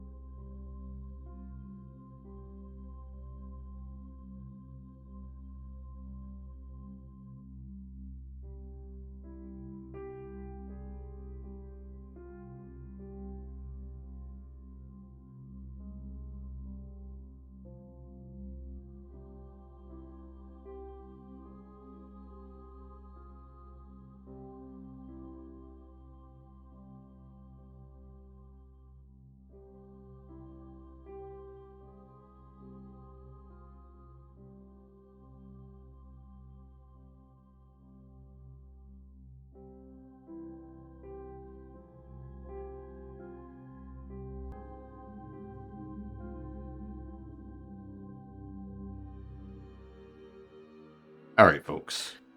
We're back in it. And last we left off, our troop going through the Harrow house, finding more clues, went to the cellar for a little bit of a spell, found themselves in a study, finding a few more clues in there. Dacron was about to open a door. That's where we left off. Dacron opening the door. Yeah, as you do, inside you would see an actual library, wall to wall with books, shelves all the way to the ceiling, several rows, cobwebs covering all of this. It is very heavily bookdom. But yeah, there would be two separate rows of books, as well as a small Study table in a corner where a little candle would be glowing. You would see what looks to be behind the cobwebs between the two aisles, or down the one aisle. Looks to be a portrait of some kind that would kind of stick out.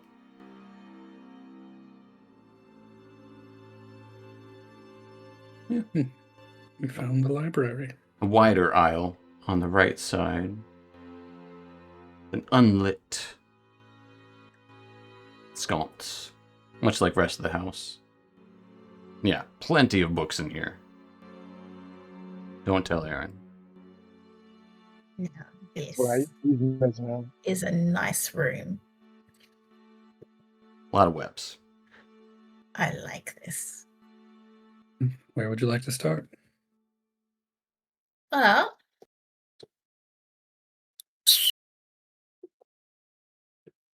I don't have enough time to go through everything.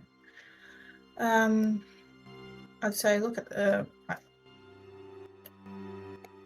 I'd say that she doesn't know. Wait, are these like floor to ceiling, Yeah, or okay? So she wouldn't have seen. there's thousands of books. I would say you could see the I'd say- glow over there, so you know that Yeah. there's something over there. Okay, so see what the light is about, and if there's any pictures, look at those, and maybe skim through the books. If we want to actually look at them, it would have to go. It would take us a while to go Any through that are everything. either particularly covered in spiders or any that are particularly not covered in spiders?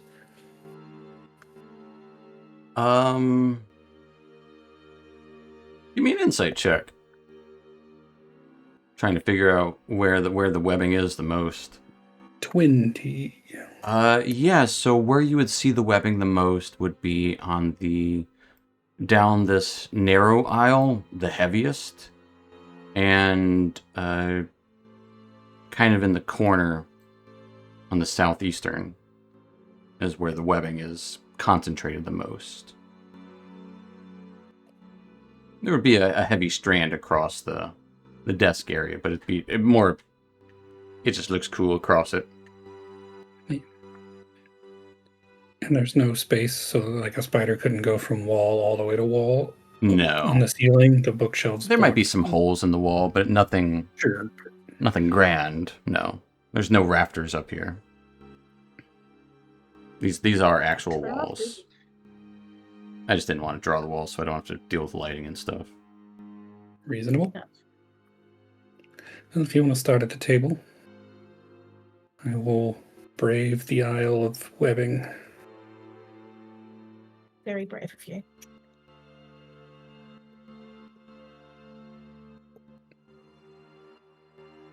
I would say, Arabella, Mm-hmm. as you do approach the table, you swear you see someone sitting in that chair. Ooh. A gentleman. Straight-backed. Turns to look at you. Definitely has a noble... You would recognize him from the picture in the front. Maybe a good bit older than the picture. As Lord Harrow. Looks up to you with a furrowed brow. And you can just see his lips mouthing something.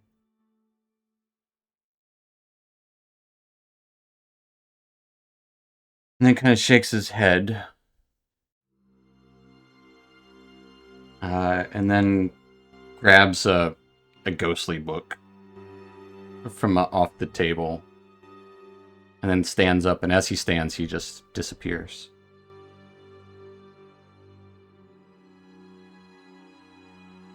Give me a perception check.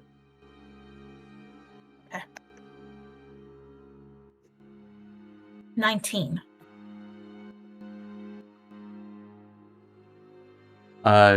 He mouthed, "Is Gunther okay?"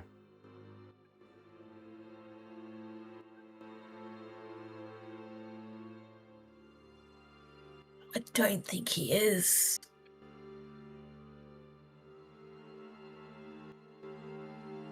Was that an echo? Or was he actually looking at me? He seemed to be staring right at you. At me. Yeah.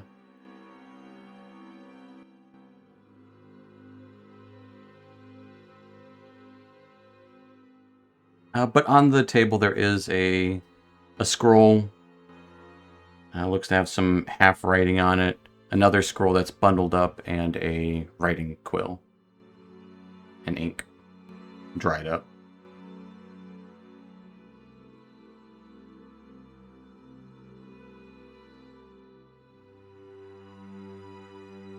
May I look at the scrolls, please? Yeah. And Dacron's looking down the aisle. Anything from Erebus and Ralorn? I think what I would do is kind of move back where he was at. Like, I'm gonna tag along with him. Okay. Tag along with Ralorn doing what, Ralorn?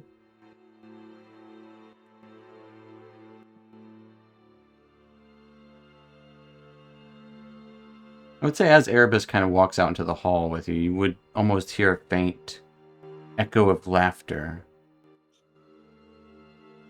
coming from the south. Were you saying that he heard it, or did we? You both Did hear I it. hear it? Okay. Yeah, I'll move Eric's muted also, down. Oh, okay. so we have no idea what he's saying. He's been talking this whole Oh, sorry. I time. said it. Yeah. Well, yeah, I was talking this whole time. No, I just said that Rollin would go down to check. I mean that laughter, but also the musical note he heard earlier. Okay. Now that Arbus comes out. Fair enough. You would see Ralorn immediately walk to the south. As Ralorn heading to the south, you would see there'd be a window with a good view of the central courtyard, where you see more of that glowing fungi and the creeping vines breaking in through the window here. There would be a door to the southwest, a door to the southeast, an opening to the northeast. It looks to be a lounge-like area, a couple of shelves and of small books here and there, a couch. And the laughter seems to be coming from the opening to the northeast.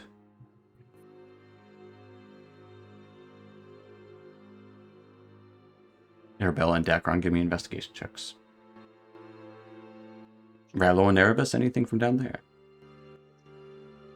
I guess I would kind of move down to where this rug is at, Okay. and I'm gonna kind of maybe put my ear up to the door, see if I hear anything. Okay, so I am specifically trying to hear if I can, or if I can hear like the vines moving, Okay. like the ones from outside. I gotcha. Yeah. Give me a perception check. Ralorn? Rollin's gonna go check the piano where he first heard Yeah. the music. Absolutely.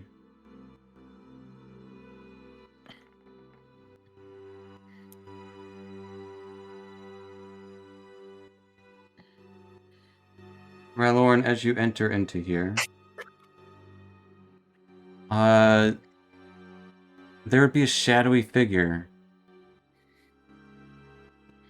sitting in the corner, staring up at you.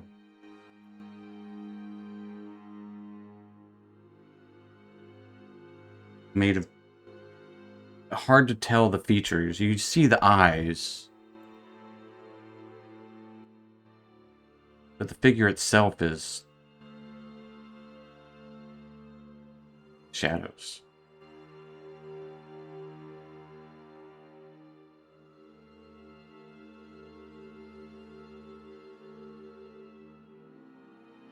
You would occasionally hear a soft note coming from the piano as well.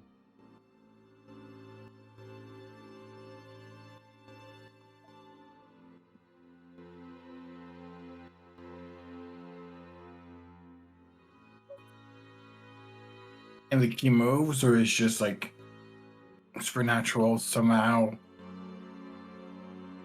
Do I see the ivory move, or The ivory, the keys do move ever so slightly. Like someone is almost playing. But it's not really even playing, it's just like a note here, there, so soft. Sometimes it doesn't even register. And it looks like there is an impression on the stool there. And all the while, in the corner, let's say the southeastern corner of the room, you would see, yeah, a shadowy figure staring right at you.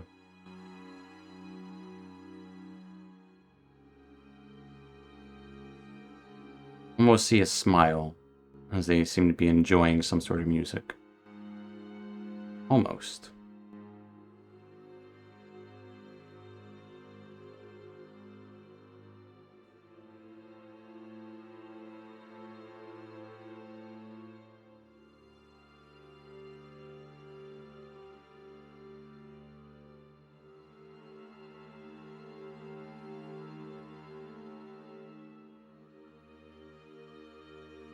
he's definitely gonna inspect the bench? Is that imprint?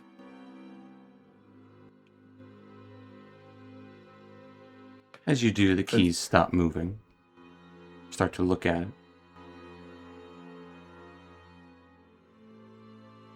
You would see the shadowy figure stand. Seems to be inspecting the same seat that you are.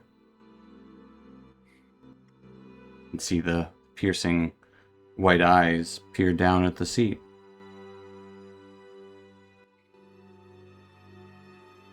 And then back to you.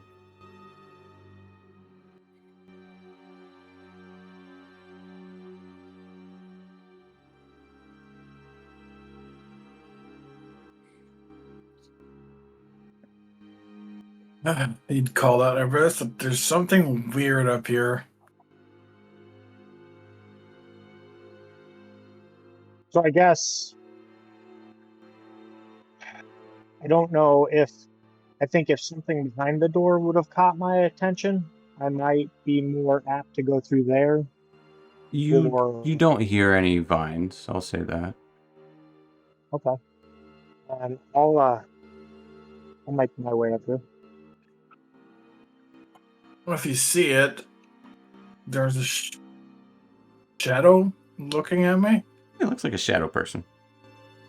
Erebus, you do not see it though. And Ralorn, as you look, it's gone. It was sitting right there on that chair. He puts the corner. When I approached the bench to look at it, it stood up and looked at the bench like I did, and back at me. Did you try to talk to it? Did you say anything to it? I did not say anything. Didn't have any time to really say anything. So I'll move up to the bench and kind of see what it was trying to point out, or what he said it was like indicating towards. It's just a bench for a piano bench. Bench was just had an impression of someone sitting there.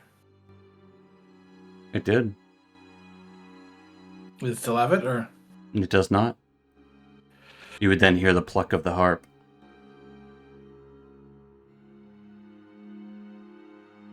Well, what if you tried to? Did you see what notes it was playing? I'm not much of a musician, so I couldn't really tell. And I hear the pluck of the harp. Yeah. There's an harp right there. Can I? Yeah, I'm gonna look at the. I'm gonna study the harp as it's being played. Oh, you don't. It was just one pluck. Oh, it was just a pluck. Just a pluck. It's not being played. Just a pluck.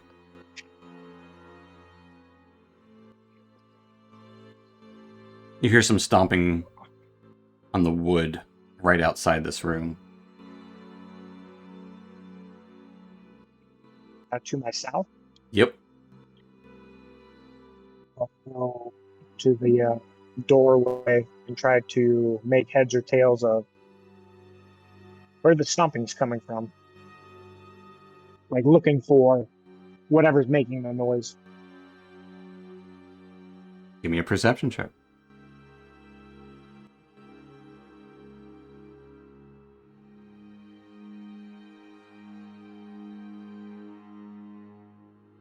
You don't see anything. Nothing at all. Wood. At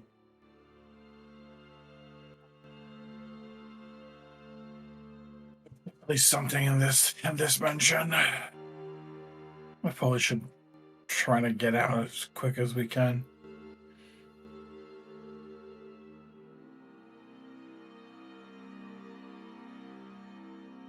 I'm just curious what would happen. You know, my curiosity is going to be best of me. You lead, I'll follow. For all we know, something's just distracting us. Well, I don't want to go too far away from the other two. I don't know where exactly they are. They're still in that room up there, but I don't want to go too far away from where they are.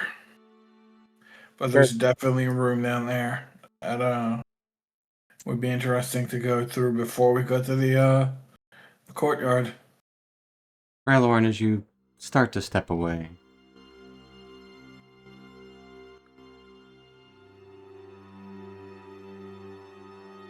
something reaches out towards you. Something grabs your wrist.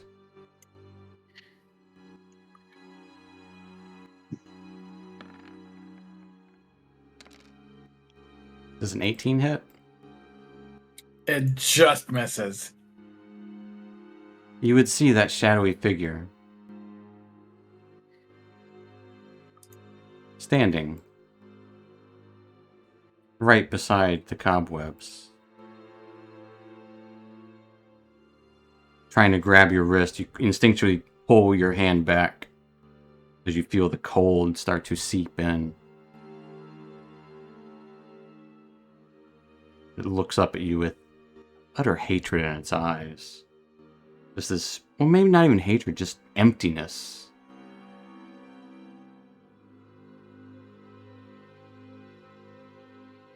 Rylorn and Erebus. I'm going to ask for now you guys roll initiative. We'll get to you guys here in a second. Okay, I'm going to do my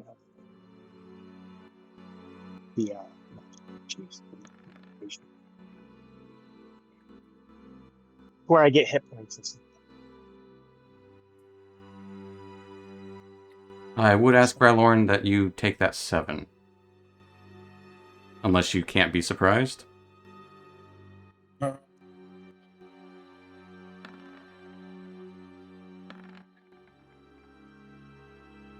Let's see, I forgot what it is. Remarkable that lead. Yeah, it doesn't matter anyways. Never mind. You're fine.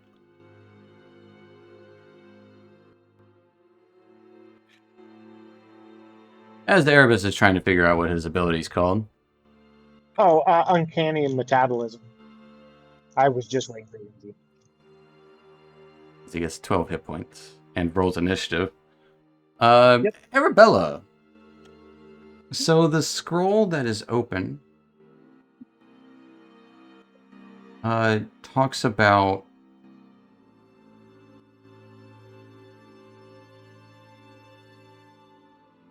the children.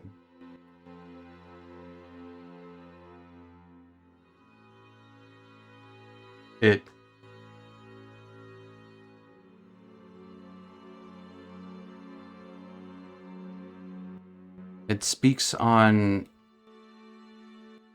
It's almost like it's kind of in riddles, but essentially what it boils down to, it's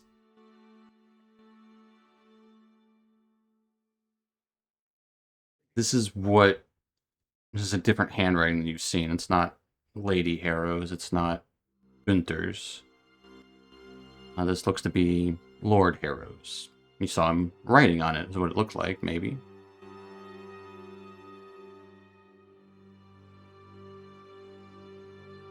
But it speaks on hopefully the Harrow blood is strong enough for the children.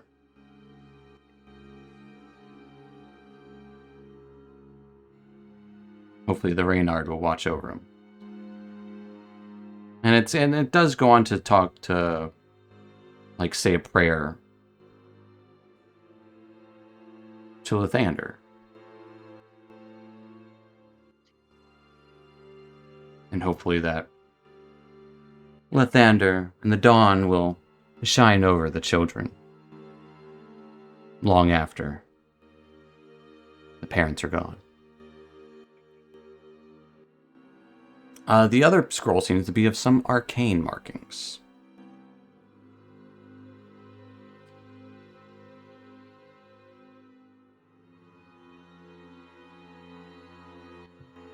Do you want you to give me an Arcana check? Why not?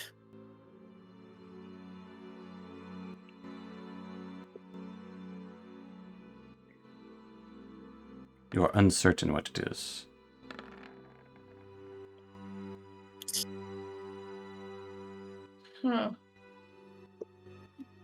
It's definitely, maybe Dacron knows. Aaron would definitely probably know. Yeah. Definitely, maybe. She'll place it in her satchel and be like, I'll give that to Aaron later. Yeah, Hopefully it's not too bad. it does take a minute or two to kind of decipher what the note was trying to say, because it is almost kind of written in jumbled riddles.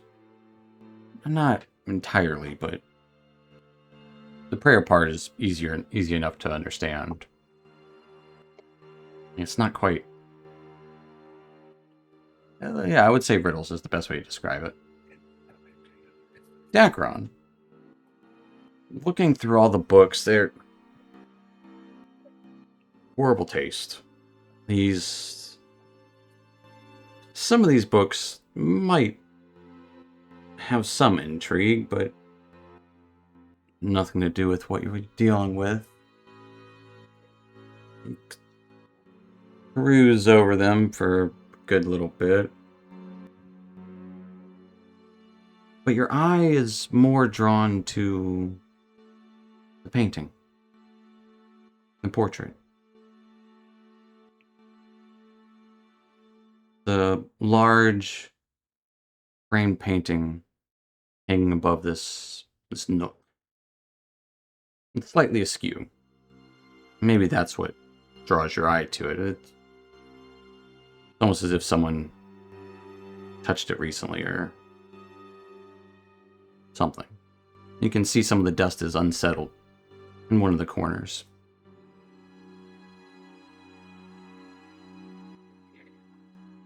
Can I get to it to write it?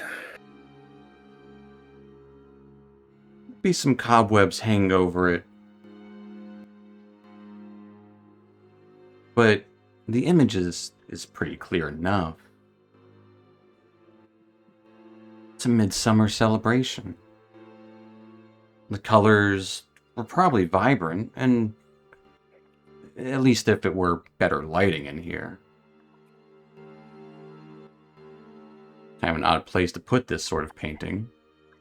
But it'd be better if it were under some, under a window, getting some natural lighting. Maybe someone put it here to be forgotten, or who knows. But it is a midsummer celebration, and not only that, it's the Harrow family during this midsummer celebration. Lady Harrow is seated gracefully. Lord Harrow standing behind her, hand on her shoulder. The two children laying at her feet. And this picture, as opposed to the previous one, the two Harrows look a little bit older, while the children don't look as aged. They might have aged 1 or 2 years, while the Harrows, the Lord and Lady, seem to have aged like maybe 5 or 10 years. But behind them all, you see a figure you've yet to see.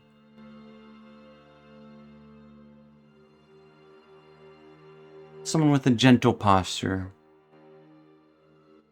Looks attentive. And not quite noble clothing, but not quite commoner's clothes either. It's somewhere in the middle, like a working noble, or like a merchant's clothes. Maybe a little more robe-like. Dark clothes, I'd say dark blacks, grays, hints of teals and pinks as well. Harrow's colors. But it would be looks to be a vibrant man. Black hair, maybe in his mid to late 20s. Smile on his face. Seems important to them. Definitely not as old as Lady or Lord Harrow. Probably half their age.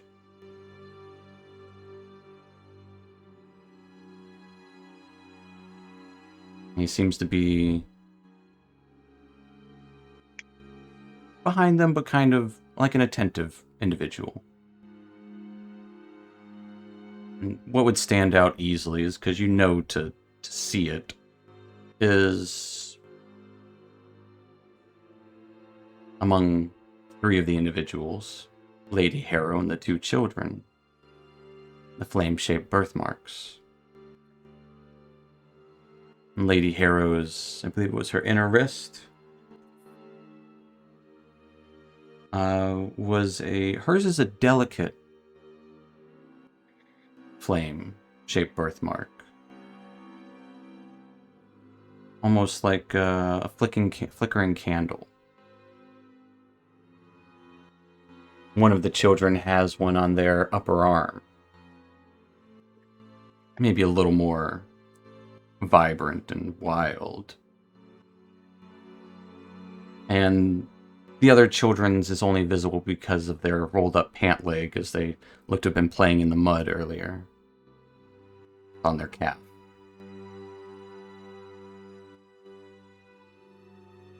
And they don't look like burn marks. They look clearly like they're birthmarks. They're brownish in coloration.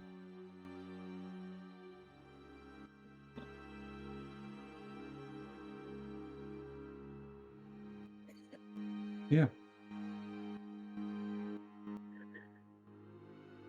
I would say as you adjust it,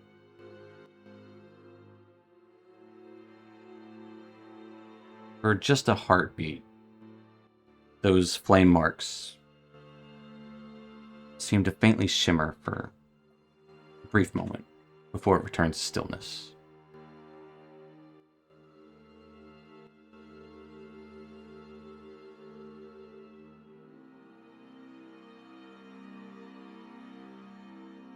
And actually, with just the 2 children's flame marks would flicker, not Lady Harrow's.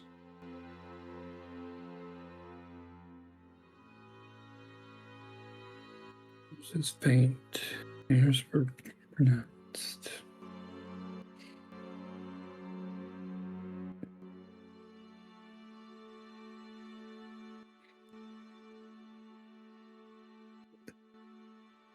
Like, when you say flicker, does it feel like a magical flicker, or like Yeah. it caught the light? I would say like a magical flicker. Yeah, like almost like a heartbeat pulse.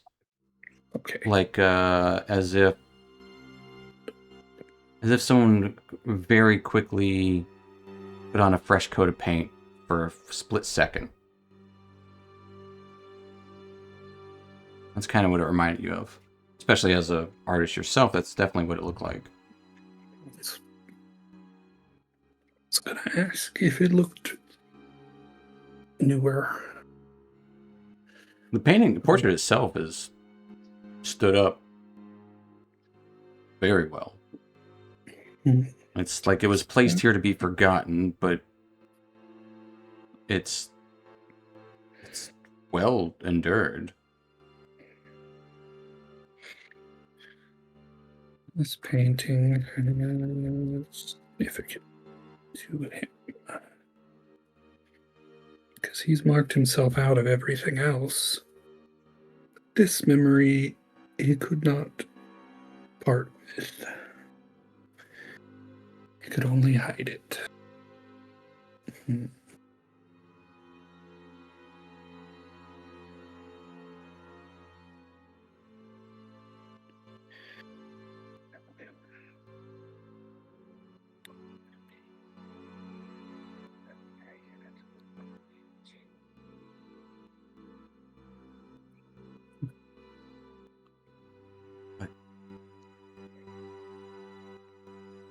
That will take us down here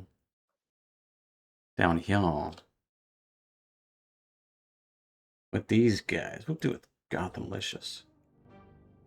Erebus. Yes, sir. You see the shadow reaching out towards Ralorn. Ralorn quickly pulls away. It quickly pulls away. I'm sorry, I didn't Ralorn understand. quickly pulls away. Okay.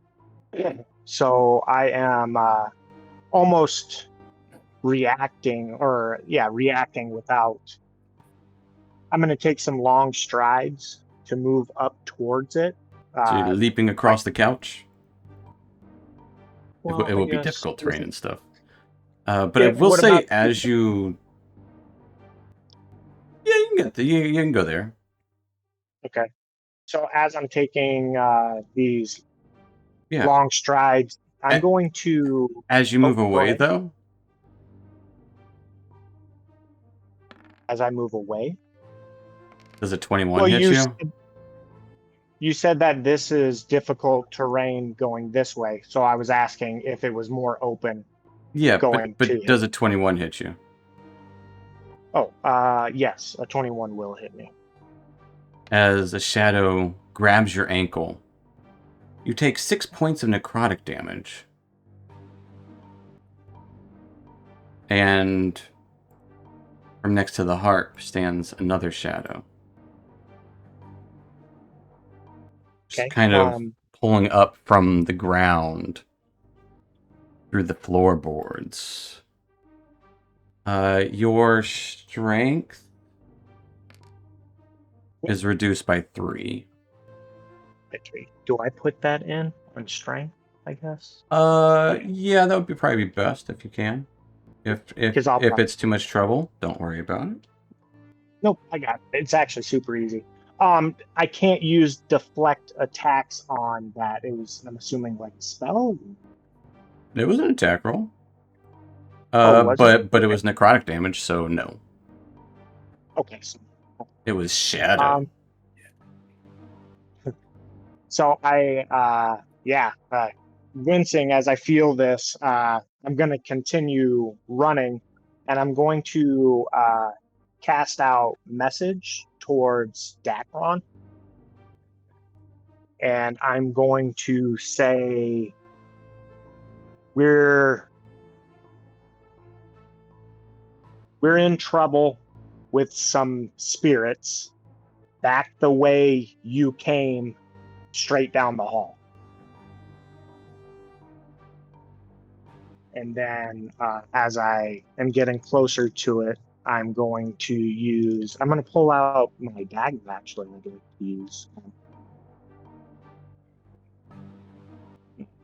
I'm going to slash out at it. Well, your action was casting message, it sounds like. That's considered a bonus action? Because it's the cantrip? Nope. Never has been. Okay. All right. And then Casting time as a is bonus one action, like it says. as a bonus, as my bonus action, can I just pull out my dagger then? Just to have it. I mean, you can free action pull out your dagger. That takes nothing. You still have your bonus I know. action. It's just, yeah. You can bonus action that's- punch it if you want. I don't care. Oh, okay, yeah, I'll do that. But you can't stab it with your dagger. You can monk it. You can monk attack it. I'm gonna martial arts attack this thing and hope that my hand doesn't go through. 18. 18 does Yeah. hit it. That's pretty nine today. It will take 9 points of damage. As you punch a shadow. It's solid. Yeah, kind of Superman punch. And I'm actually surprised that I didn't like fall through it. I said, No, it's as solid as solid snake. I don't really want to burn. Anything else for Erebus? No, sir. That will take us to the shadows.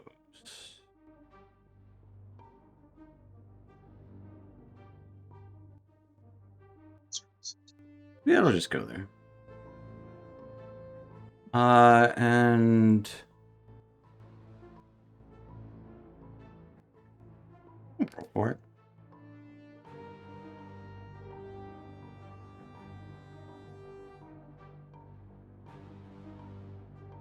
Rattle on. The shadow melds into the rug as it tries to hit you. It tries to meld into the rug. But fails horribly. This one does. This one that Erebus just punched will swipe out at him. Getting an 11 to hit. No, I see it coming and I kind of just brush to the side. As it just kind of reaches out with the shadowy amorphous form. As you brush it to the side, it kind of flickers.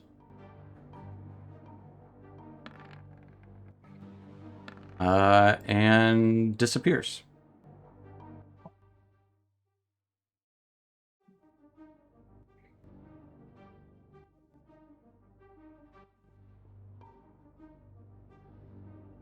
Taking us to Ralorn. We're gonna try to hit the creature right beside us. Well, behind us, technically. Okay. Turn around. Great X. 22. We'll say that hits. For 9, or can we fish? Well, for Ralorn, 14. you also have the one buff thanks to Element. 36 KR. Thanks, Element. Thank you. So 14. Plus 1 to everything. 15 points of damage. 15 points of damage. Alright. As you slash into the shadow.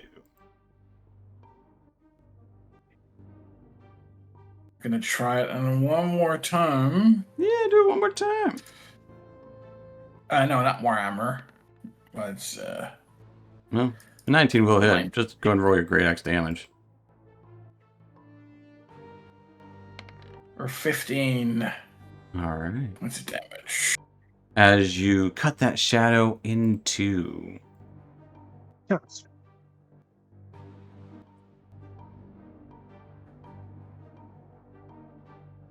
As it just splits apart and the shadows literally just turn into nothingness in the darkness around you.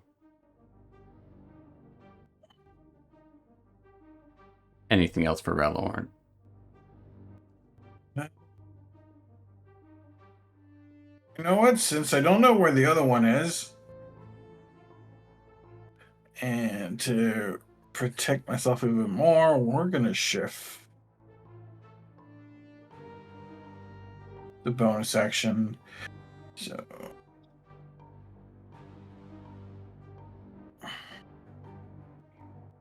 go shifted and 1d6, and I forget what I had from the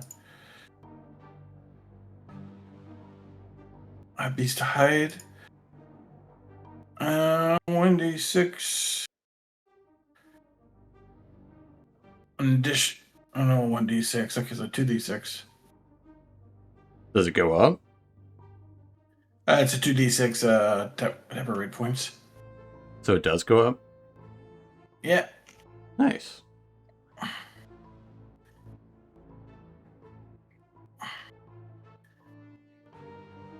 Are you staying put? Yeah, staying put right there. Now All let's right. see how much you got. 7. Dacron and Arabella, you can roll initiative now. Dacron, you can respond for free. No action required. Or if you want to tell Arabella what's going on. I guess, yeah, I'll let Erebus know we're on the way. And then I'll let Arabella know. That's Element's I also think they giving touched something. Arabella 1 buck too from Element. Thank you. Thanks, Element.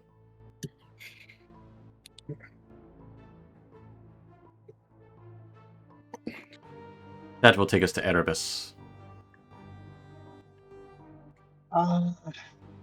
Yeah, since I don't really know where this thing is at, I'm going to kind of hunker down a little bit. I guess I'd squat, and I'm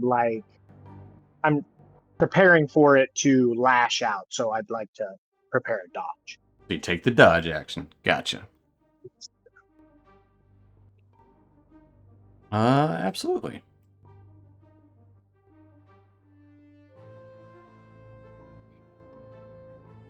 As surprise to no one, it will appear again. Getting a 17 against Ralorn. Only misses. As it appears trying to swipe up, scratching up against your armor. You can almost hear scratches, but something about it sounds like off key.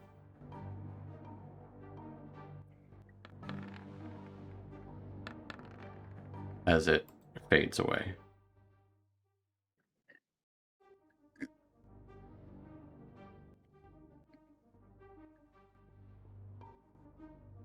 Take this to Dacron. Okay, there is a door there.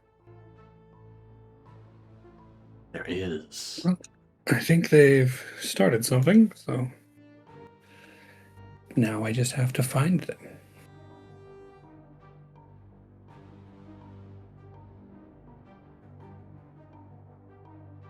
I won't run off without Arabella, so I will just get out to this door, and I guess I'll shoot something I don't recognize. I will hold Okay. a starry wisp to blast something that appears. Yeah, I wouldn't know what to hold for, so. Yeah. If you see something that's not your friend. Gotcha. Basically, yep. Or either the figure I just saw in the painting. I won't blast him either. Okay. I mean, when I cast a message at you, I did say that it was a spear. So I guess. That'll take us to Ralorn then. Holding an attack on if a thing showed up again. Okay, readying your attack. That will take us to Arabella. Okey-dokey. Well, I guess I should have asked if Ralorn staying put. Is it move just right there so that if it gets closer down to them, we can go? Okay. Fair enough. Arabella, Did they tell you where they were? Down the hall. There are Maybe the several next down the room. halls. Maybe around the corner. Probably not outside, so I think the left side's safe. Okay. So that's one.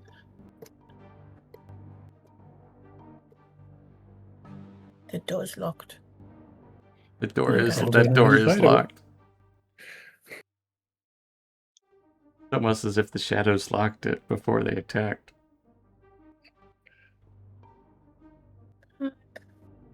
That door's I locked. guess. They probably didn't go in there. The door's locked. There's an opening down here, though. I'm gonna use bonus action to dash, Okay. and I'll just bring myself. Oh, look, there they are. Yeah, you see Ralorn in his half bear form, axe out. Alrighty, so we're waiting for something. Yeah, I'm gonna stand. Yeah, I'm just gonna stand there. Or does that open up more? Slightly more. And I'm going to ready in action. If I assume I don't know it's a spirit. If anything that is weird pops up, I'd like to shoot it. Okay.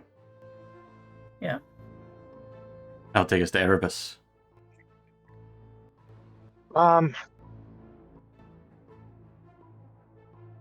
I would like to, from where it was standing before. God, I don't know. How to play that. Can I ready an action? No, I'm gonna. Yeah, okay. What I'm gonna do is I'm gonna move forward, kind of where it was at before, and I'm trying to get it to attack at me because I want to stunning strike it. I'm trying So to you're like ready. You're trigger ready. it, You're I readying an suppose. attack. Yeah, and then I'm gonna move because it seems like if we're moving around, it's like popping up behind us kind of deal. Where are you moving to? So I'll move. Well, I could see Arabella readying her weapon, so I definitely want to get out of line of sight. I'll just move over a bit. Move right. Okay.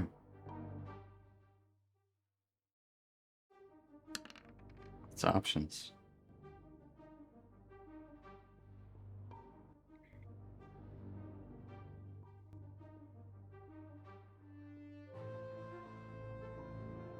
Arabella, Mm-hmm. as you're readying your crossbow, does a 23 hit you? You know a 23 hits me. I have to ask. You take 7 points of necrotic damage. Motherfucker. Your strength is reduced by 3. As a shadow grabs a hold of your shoulder, and you just feel this horrible cold sensation. You can shoot them if you want. It'll be a disadvantage. Yeah, well, And she'll let out. also, that would be Dacron. They wouldn't know. So, Dacron, you would get your thing on. Sure. They didn't know you were down there. 13 hits. 9 points of radiant damage. Okay. Arabella, you can shoot it too if you want. Yeah. Okay. 11. +1, you got the 1 buff. Or did you already turn it on? No, I'm pretty certain that's on. Okay. An 11 is going It's to miss, already on. unfortunately. However, as you go to kind of turn to shoot it real quick, you feel that sensation, this bright moonlight wisps towards it and just causes it to split apart as it's super effective. It's gone.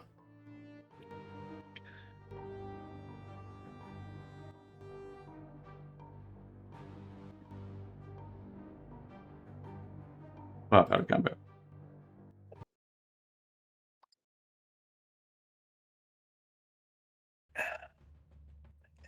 I'd look over at Ralorn and kind of give him a like a head nod, like a you good? Like, you okay? after that. He just nods back as he shifts back.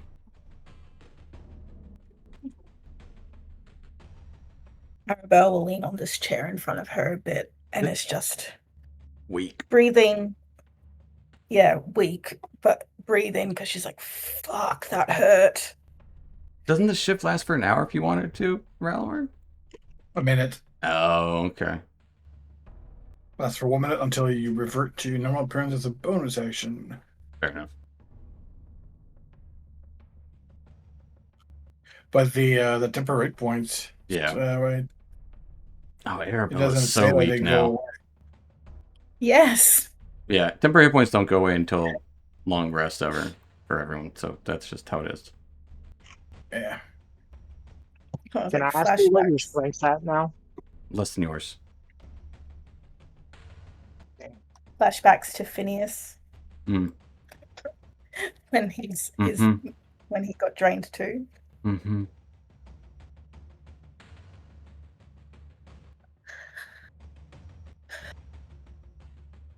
He's like, oh, everything aches, everything's heavy. Yeah, I think Ralorn would be able to see me kind of as he's moving out of the room. I'm gonna kind of stagger over and sit down on this little dumpster. Yeah, you would feel your muscles just feel cold and numb and less than. Yeah, I can feel like a cold sweat breaking out. You alright over there, Rivers? Need help sending up? I think I need to just sit for a minute. Whatever that thing was, it sapped my strength. I feel weak. Yeah, I don't know what it was.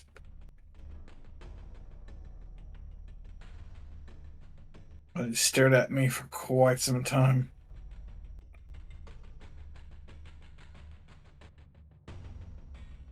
Are you two alright? Stared at you? Yeah, he was sitting on the chair by the piano and it was staring at me. Like it wanted you to do something? No, like you just looking at me. And when I approached a bench for the piano, it stood up and looked at it like I did. I'm not too sure what was going on.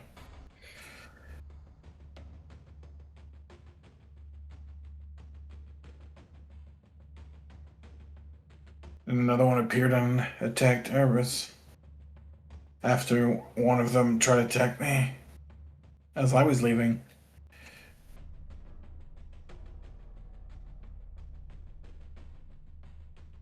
You got attacked by the piano? By the shadow. That thing you saw.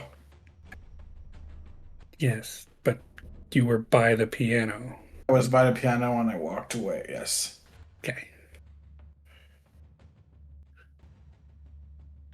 I heard the piano play a few notes earlier.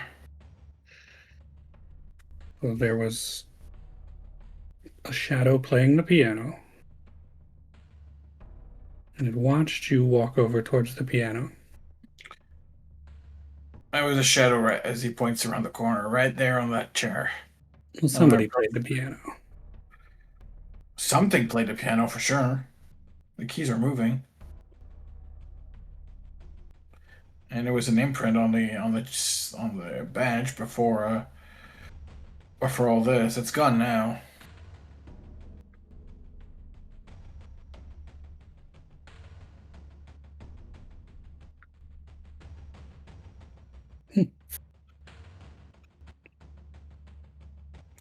I'm gonna go look at the piano.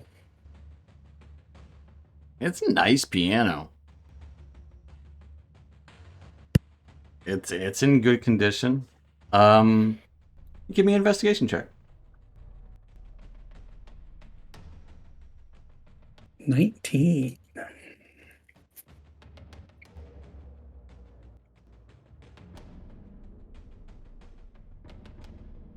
Yeah. So the keys, like there's not dust on the piano.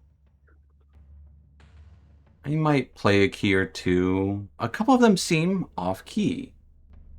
As you kind of look in the chords, you see a scrap of paper rolled around some of them. 2 of them. I would like to reach in and retrieve the paper.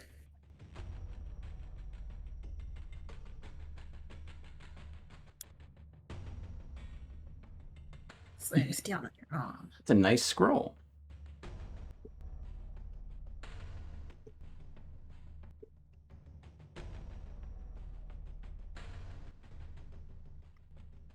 This is also in familiar handwriting.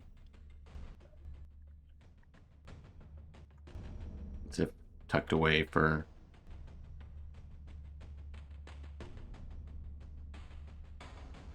whatever reason.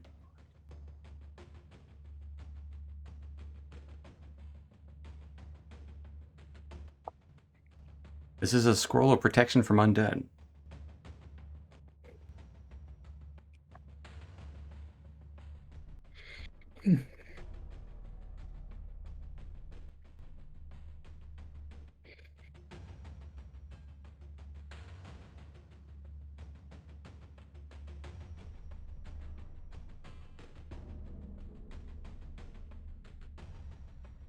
Nice.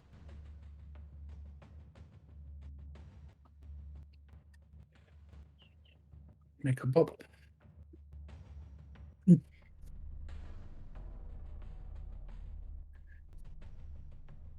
It would have a note attached to it, just in case. And it wouldn't be in the hasty written script. It would be in the more sane script.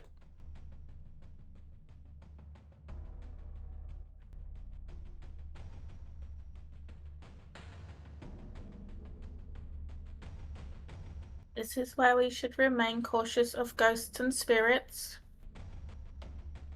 Yeah. Not like we can see them before they appear, though. Unfortunately, they do have the field advantage. Feeling all right there? Hmm? I said, you feeling all right? No, I feel fucking shit. Well, then Thank we you need to for get. asking. Then we need to get the hell out of here.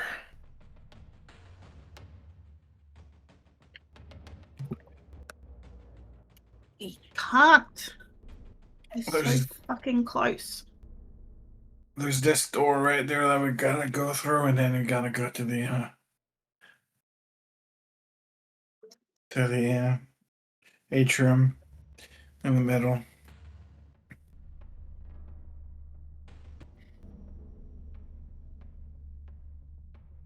Okay. We have yet to find the master bedroom.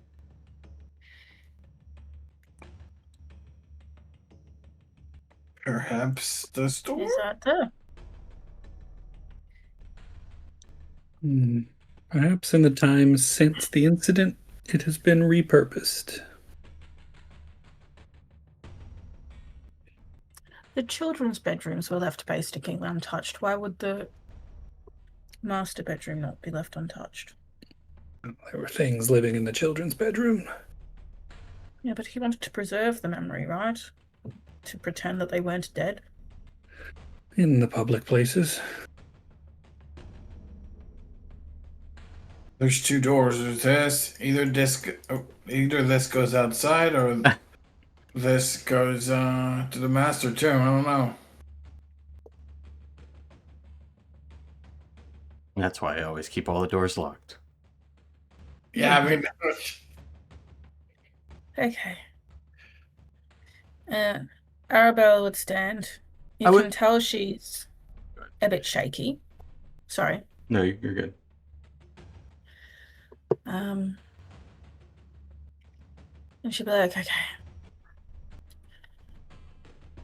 You're all good to continue.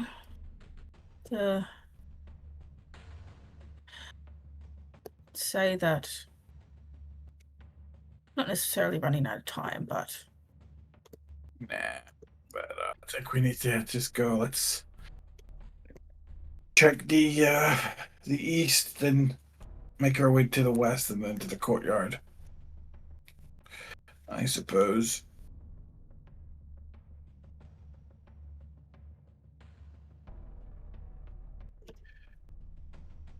Should get moving.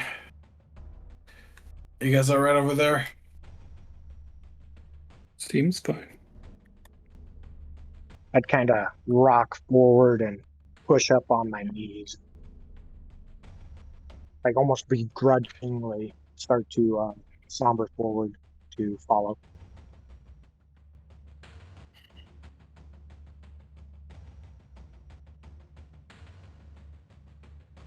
I would What's say this here? you can't. That's a small armoire.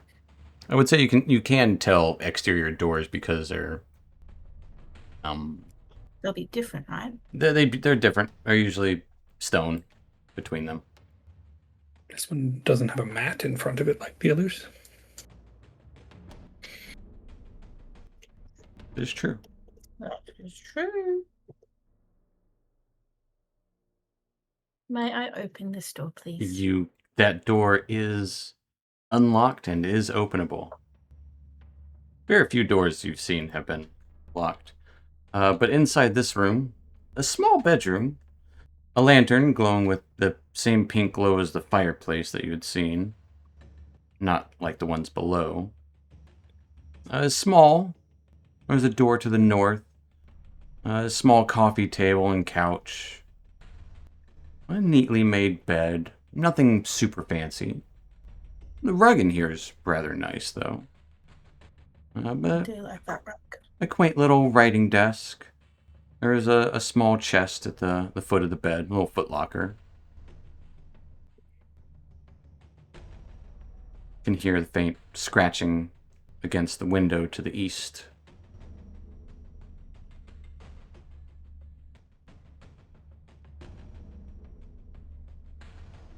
Branches. Are Yep. there drawers on the desk? Yeah, there'd be 2 drawers on that desk, either side of the chair. Okay. I'm gonna go and you know what? I'm gonna sit on the chair. Okay. I would like to look through the desk. See what I find. The desk is empty. Disappointingly enough, the desk is empty. There are 2 books on the desk and like writing implements. There'd probably be some blank paper in the desk.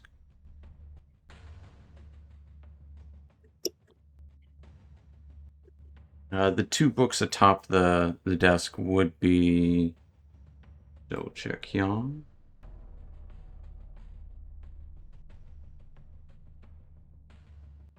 of them's a book on, we'll say recipes.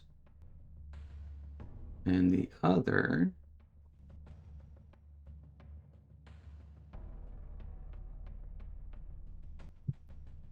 is a book on the Harrow lineage.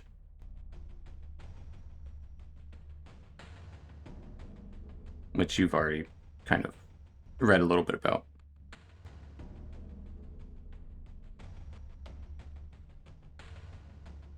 And they have family from here to like Cormier and a few cousins in Sembia.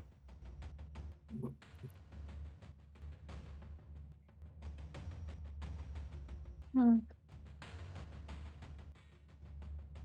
And there would be a small scroll on the coffee table.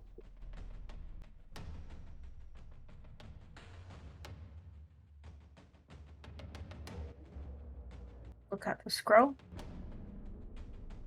It's another magic scroll. Believe it or not.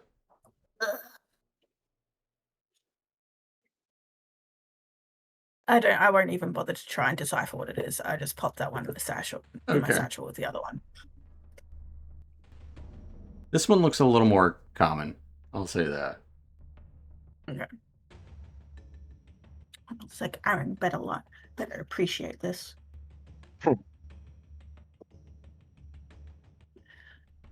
But I would say judging from A, the location, B, the the appointment of this room, this is probably another guest room, just not as nice of one as the one upstairs. Smaller.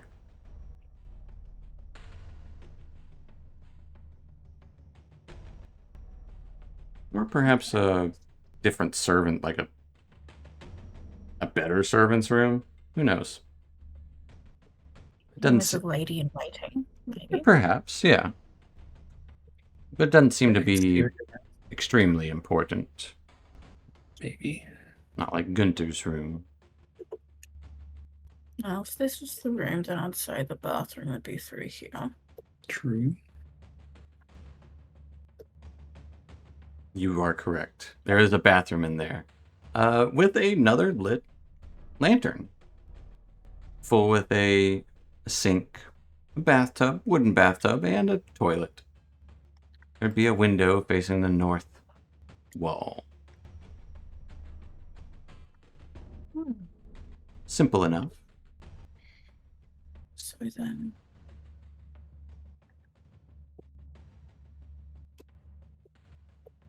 that would be the... Okay. Good. Footlocker, if this was a servant's room, is most likely empty. Or not anything particular. You would note there is no lock on it. I'll say that. Wood opening. As Roland would reach over and lift the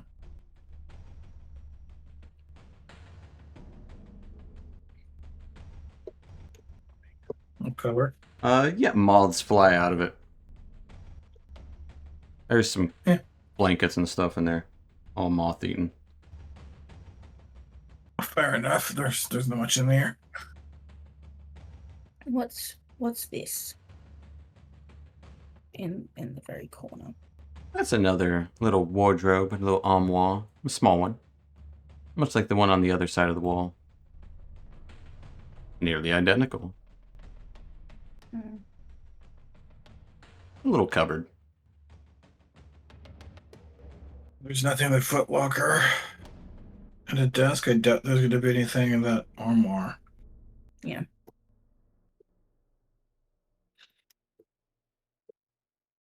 Violet 2.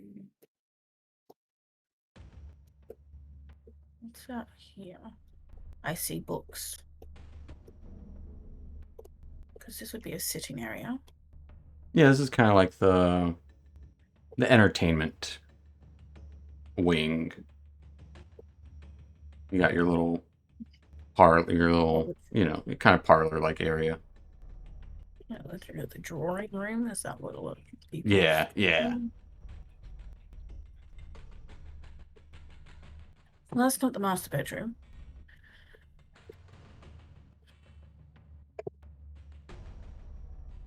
It is not. Okay, so just gonna look out here. Okay, so that's the garden. It's the garden path leads into here, so The eerie, glowing mushrooms out there. The overgrown tree. I like it. This potentially will either go. So this will either go outside. Or into its own room that leads out to the courtyard. So why you would have a room that leads to a courtyard? That's not a public area. I don't know. There's only one way to find out. Open it up. Alright, Roland will open that door. Alright. Door. As you open that door, reveals like a garden storage area. A bench on the southern wall. A shelf on the northern wall. Looks like a wheelbarrow, some bundle of twigs. Even got like a fun little straw hat. Definitely you get the stench of manure, as there are some sacks of it in here. Get another good view outside from a northern window in here. And there is an exterior door as well. the west. Another window, no curtains on it, faces the south, where you can get a good view of the fog wall, not but 20 feet away from the house.